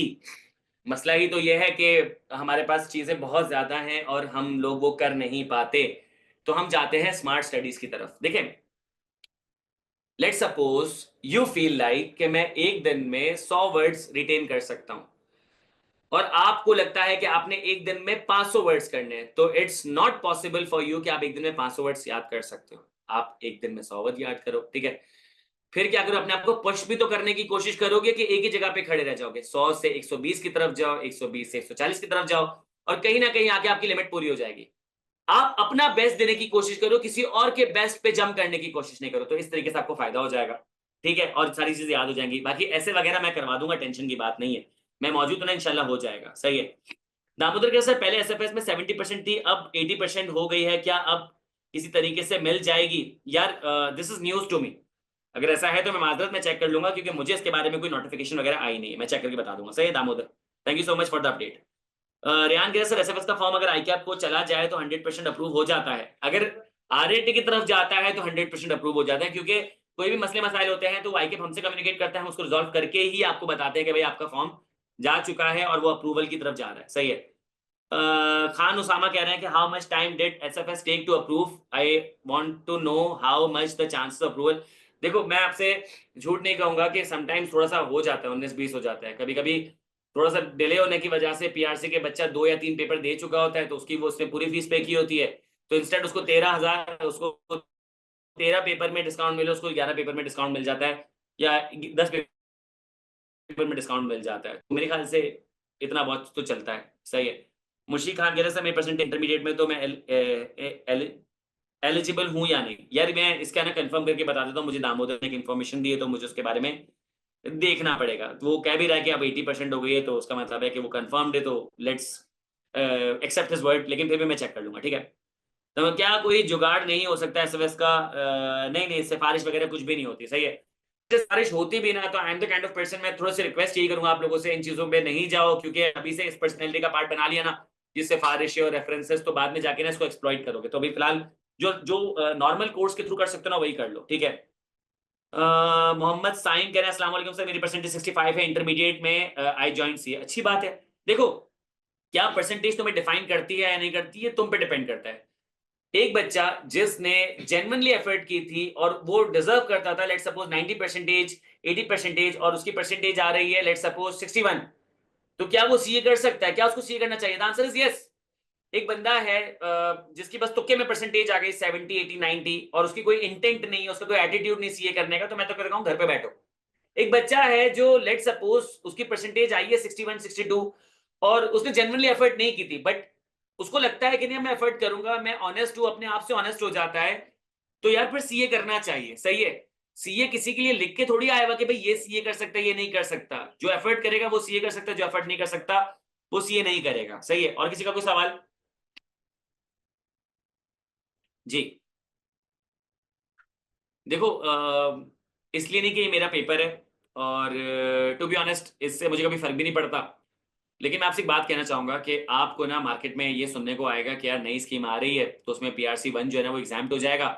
तो एक काम करो, अभी पीआरसी 1 दो ही नहीं, अभी आप जुलाई में कोई और पेपर दे दो, फिर सितंबर में कोई और पेपर दे दो, तब तक आपके पास नई स्कीम आ जाएगी, उसमें पीआरसी 1 एग्जाम्प्ट हो जाएगा। देखो, अगर हो जाता है और ये गैम्बल अगर आपका जो है ना पे ऑफ हो जाता है तो कॉन्ग्रेचुलेशंस, लेकिन अगर नहीं होता तो क्योंकि नवंबर में सिर्फ एक पेपर दोगे, जो कि क्या होगा पीआरसी 1 का, आपके 2 महीने, आपका मोटिवेशन लेवल, आपका मोराल, सही है, वो डाउन हो चुका होगा, एम्बैरेसमेंट लेवल अगेन बढ़ चुका होगा, तो डजंट मेक सेंस इतने आसान और इतने पैटी पेपर को रोकना नहीं। सही है। एक बच्चा कहेगा नहीं सर वो तो इसकी तो एग्जामिनेशन फीस भी पे करनी पड़ती है, मैं एक्स्ट्रा 3, 4, 5, 6,000 रुपए क्यों पे करूं? देखो, इट्स नॉट अबाउट 3, 4, 5, 6,000 रुपए, it's about your time. Time ज्यादा बड़ी यूटिलिटी है। इस चीज को रियलाइज करना सीख लिया ना, तो सक्सेस की तरफ वैसे ही बढ़ना शुरू हो जाओगे। तो ये बहुत इंपॉर्टेंट है। सर सीए कितने साल का होता है? मिनिमम सीए 5 साल का होता है, मैक्सिमम फिर बंदे पे और आईकैप पे और बहुत सारे फैक्टर्स पे डिपेंड करता है। मिनिमम 5 साल में हो जाता है। 4 महीने का जो है आपके पास पीआरसी है, और तकरीबन तकरीबन आपके पास साल भर का कैफ है, और फिर आपके पास आर्टिकलशिप वैसे 3.5 साल की होती है, लेकिन प्रोसीजर कहीं ना कहीं से 6 महीने आगे पीछे हो जाता है, तो उसकी वजह से 5 साल का हो जाता है। इसको प्रोलॉन्ग करना चाहे तो वो लंबा चौड़ा भी जा सकता है। सही है। अच्छा जी, आगे के सवाल देख लेते हैं। सर ये कब से स्टार्ट, क्लासेस कब से स्टार्ट होगी? मेरे ख्याल से ये सेशन है, इसके बाद से आप क्लासेस में एनरोल कर सकते हो जब भी आप चाहो। शायद ऐसा ही है, लेकिन आपको उसके बारे में मेरे ख्याल से एडमिन ज्यादा बेहतर तरीके से गाइड कर देगी। बीडब्ल्यूसीएस की बुक आईकैप की बुक से करनी है। देखिए, अगर आपके पास टाइम है, अगर आप रीड करना चाहते हैं आईकैप की बुक को रीड करो, मैं बुक रीड करने से कभी भी मना नहीं करूंगा। लेकिन if you don't have the time, आपने बिल्कुल स्मार्ट स्टडीज करनी है, फिर आप आईकैप की बुक की तरफ नहीं जाओ, मैं आपको पढ़ा दूंगा। सही है। मेहरबान अब्बासी कह रहे हैं, सर पीआरसी 1 के लिए कितने आवर्स पढ़ना होगा डेली? यार देखो, इट्स नॉट अबाउट डेली, ये तुम्हारी फ्रीक्वेंसी है। अगर लेट सपोज तुमने हफ्ते में पीआरसी 1 पढ़ना ही, फॉर एग्जांपल हफ्ते में तुमने पीआरसी 1 पढ़ना ही 4 घंटे है, तो क्या मैं तुम्हें ये बोलूंगा कि दिन का आधा घंटा पढ़ो पीआरसी? फिर मैं ये बोलूंगा एक दिन पढ़ो, एक दिन नहीं पढ़ो। सही है। वो तुम्हारे ऊपर डिपेंड करता है कि तुमने किस तरीके से उसको पढ़ना है। मैंने तुम्हें बता दिया total number of classes hours और total number of homework hours. सही है। दामोदर के सर, क्या आर्टिकलशिप लाजमी पाकिस्तान में करनी है या फॉरेन में भी होती है? देखो, फॉरेन आर्टिकलशिप्स ओपन हो चुकी है, लेकिन it's not that easy, complex है। पहले तो सैचुरेशन का सामना करना पड़ेगा कि आर्टिकलशिप होती है नहीं होती है, फिर उसके बाद आपने अपने स्किल्स को डेवलप करना होगा, फिर रेफरेंसेस वगैरह होते हैं, वो मैटर करते हैं।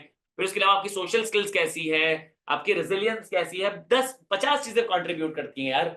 बस फोकस्ड रहो, कमिटेड रहो। अगर तुम्हें आर्टिकलशिप अब्रॉड में करनी तो हो ही जाएगी।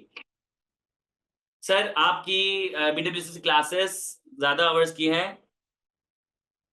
मैं बीडब्ल्यूसीएस पढ़ाता नहीं और कहीं पे, मैं दूसरा पेपर पढ़ाता हूँ। मैं बीडब्ल्यूसीएस नहीं पढ़ाता, तो जाहिर सी बात है कि बीडब्ल्यूसीएस मेरे इतने घंटों में होता है। अरे यार देखो ना, स्मार्ट क्लासेस किसके हाथ में? मेरे हाथ में ना।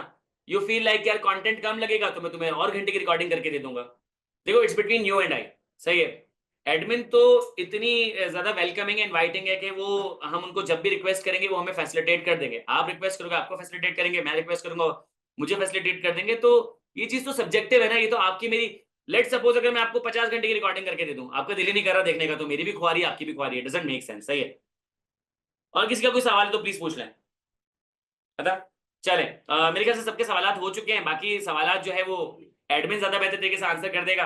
आपके जो नॉर्मल जो सवाल होते हैं कि सी कब स्टार्ट करना चाहिए, अभी। सही है। दूसरा ये है कि आपने जो है वो स्कॉलरशिप का कब तक वेट करना है, जब तक आपका रिजल्ट कंफर्म नहीं हो जाता सेकंड ईयर का। अगर आपका सेकंड ईयर का रिजल्ट कंफर्म हो चुका है तो प्रोसीजर चलाओ, लेकिन अगर सेकंड ईयर का रिजल्ट कंफर्म नहीं हुआ, सेकंड ईयर का रिजल्ट नहीं आया, तो क्या आप हाथ पे हाथ धरे बैठोगे? नहीं, आप पढ़ना शुरू कर दो।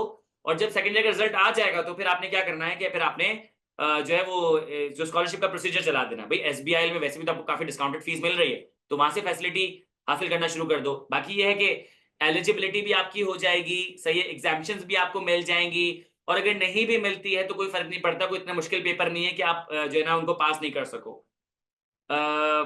इंफॉर्मेशन गैदर कर ली है, now is the time to make a decision. थोड़ा सा कंफ्यूज हो, एक दो सवाल पूछो, उसके बाद डिसीजन ले लो। सही है। सोचना चाहिए, अच्छी बात है, लेकिन ऐसा ना सोचते सोचते फिर आपका टाइम ही गुजर जाए। ठीक है। Wish you best of luck, ख्याल रखिएगा। अल्लाह हाफिज। मुशी खान कह रहे हैं पीआरसी 1 के लिए ज्यादा नीड होती है कंप्यूटर या लैपटॉप की? देखो, अगर आपकी कंप्यूटर लिटरेसी इतनी है ना कि आप कीबोर्ड पे टाइप कर सकते हो, सही है, अगर आप माउस से कोई गलत बटन क्लिक ना कर दो, तो इसका मतलब है कि आप पीआरसी 1 का पीआरसी के पेपर से अटेम्प्ट कर सकते हो। Wish you best of luck, अल्लाह आप सबको कामयाब करे। ख्याल रखिएगा। अल्लाह हाफिज। जिशान आके बात करेंगे। ठीक है, जिशान कंक्लूड करेंगे। ख्याल रखिएगा। Okay, so this was sir Owais Kasmani. और हम जो हैं अल्हम्दुलिल्लाह आप लोग सब जो हैं वो सारे टीचर्स को सुन चुके हैं, और आई होप कि आप सभी की जो जितनी भी क्यूरीज हैं अब तक रिजॉल्व हो चुकी होंगी सो फार। एंड अच्छा, एडमिन रिलेटेड जो क्वेश्चंस आ रहे थे विद इन द सेशन, मैं आप सभी को ये बताना चाह रहा हूँ कि आपकी जो क्लासेस हैं वो इंशाल्लाह ताला 15th ऑफ अप्रैल से स्टार्ट हो जाएंगी, यानी कि आपके जो पोर्टल पर आपको उसका एक्सेस मिल जाएगा। अच्छा, before that we would provide you को कवर कर रहे होंगे, आपकी रिकॉर्डिंग्स किस तरह चल रही होंगी, और हमारे जितने भी रजिस्टर्ड स्टूडेंट्स हैं जिन्होंने फॉर्म फिल किया है और वो रजिस्ट्रेशन करवा चुके हैं कंप्लीट, उनका एक प्रॉपर ग्रुप बना दिया जाएगा जो अलहदा होगा बाकी स्टूडेंट से, और उसमें जो है तमाम टीचर्स भी मौजूद होंगे। हाँ, इंडिविजुअली हम ये करेंगे कि हम अपने हर सब्जेक्ट के लिए एक ग्रुप अलहदा से भी बना देंगे ताकि टीचर से इंटरेक्शन भी आपके लिए आसान हो जाए। तीसरी चीज़ ये थी कि आपकी जितनी भी क्यूरीज़ होंगी, अव्वल तो ये होगा कि डे टू डे इंटरेक्शन में डे टू डे क्यूरीज़ एक रिज़ॉल्व हो रही होंगी, बट चूँकि ज़ाहिर-सी बात है हर चीज़ में लिमिटेशंस होती हैं, हमारे पास क्यूरीज़ में भी लिमिटेशंस होंगी, टीचर भी कहीं न कहीं बाउंड होते हैं टीचिंग में और चीज़ों में, तो हो सकेगा कि फौरी-फौरी जवाब ना दिया जा सके, बट हमारी पूरी कोशिश होगी, मेरी भी और पूरी टीम की कोशिश होगी कि आपको फैसिलिटेट किया जा सके एज़ सून एज़ पॉसिबल। तो काइंडली अगर कभी ऐसा हो भी जाता है कि आपको रिस्पॉन्ड नहीं मिल सका ऑन टाइम, या कोई चीज़ आपने कोई सवाल आपने किया था, उसका जवाब आपको नहीं मिल सका, तो काइंडली वेट कर लिया करें। हमारी पूरी कोशिश होती है कि आप सभी को ऑन द टाइम और as soon as possible facilitate किया जा सके। इसके अलावा जो भी क्यूरीज़ होंगी वो आप जो है एडमिन का नंबर यहाँ पर नीचे भी मेंशन्ड है। आप सभी जो है इस पे क्यूरीज़ अपनी पूछ सकते हैं, अपने सवालात कर सकते हैं। मैं इस पूरे सेशन को यहीं पर एंड करना चाहूँगा। मज़ीद जो भी आपकी क्यूरीज़ हैं, उसके लिए नंबर मेंशन है। अगेन आप सभी की जो क्लासेस होंगी वो 15 अप्रैल से स्टार्ट होंगी, एंड आप सभी के ग्रुप्स बना दिए जाएँगे। बिफोर दैट आपको पोर्टल एक्सेस प्रोवाइड कर दिया जाएगा जिसमें आप अपने कम्फ़र्ट में रहते हुए अपने लेक्चर्स कवर कर सकते हैं। ठीक है? अपना बहुत सारा ख़्याल रखिए। ज़ीशान, मैं एक जी, चीज़ जी। बोल सकता हूँ? Yes, yes, yes, yes. यार गो मैं अहेड। बस बच्चों को एक चीज़ बोलूँगा कि देखो आपकी बेतहाशा क्वेरीज होंगी, लेकिन क्वेरी पूछने की एक एसओपी होती है। जिस तरह से ताहा ने बात की ना कि आप ज़ीशान का भी दिमाग खाओगे, ये करोगे वो करोगे, ऑल्दो हम सब बैठे हैं आपकी क्वेरीज आंसर करने का, लेकिन आप इस तरीके से करिएगा। बेशक सलाम ले, सही अस्सलाम वालेकुम कैसे हैं आप वो भी पूछें। आप उसी मैसेज के साथ जो है आप डायरेक्ट अपनी क्वेरी पूछो। ये नहीं पूछो कि अस्सलाम वालेकुम फिर वेट करो कि सर ज़ीशान जो है रिप्लाई करेंगे या मैं रिप्लाई करूंगा, फिर हम जब वालेकुम अस्सलाम बोल देंगे आप बोलोगे कि सर कैसे हैं आप, ठीक हैं, फिर हम बोलेंगे कि जी बेटा ठीक ठाक और बताओ ये वो, फिर इस तरह करके लंबी कन्वर्सेशन नहीं हो। आप डायरेक्ट बोलो अस्सलाम वालेकुम दिस इज मी, और मैं इस तरीके से मैंने ओरिएंटेशन वगैरह लिया था और मेरी ये क्वेरी है, that's it. Cutting the long conversation into very concise और टू द पॉइंट बात करो। तो ये मेरी आप सबसे रिक्वेस्ट होगी। उम्मीद है आपको समझ आई होगी और यही प्रोटोकॉल आप आगे लाइफ में भी फॉलो करिएगा। सही है, थैंक यू, अल्लाह हाफिज। चलिए, थैंक यू वेरी मच आप सभी स्टूडेंट का भी इस पूरी ओरिएंटेशन को ज्वाइन करने के लिए, हमारे तमाम रिस्पेक्टेड टीचर्स का भी आप सभी को एक बेहतरीन अंदाज में गाइड करने के लिए। इसी के साथ जो है मैं इस पूरे ओरिएंटेशन को एंड करूँगा, और अपना बहुत सारा ख्याल रखें। फिर मिलते हैं इंशाल्लाह ताला।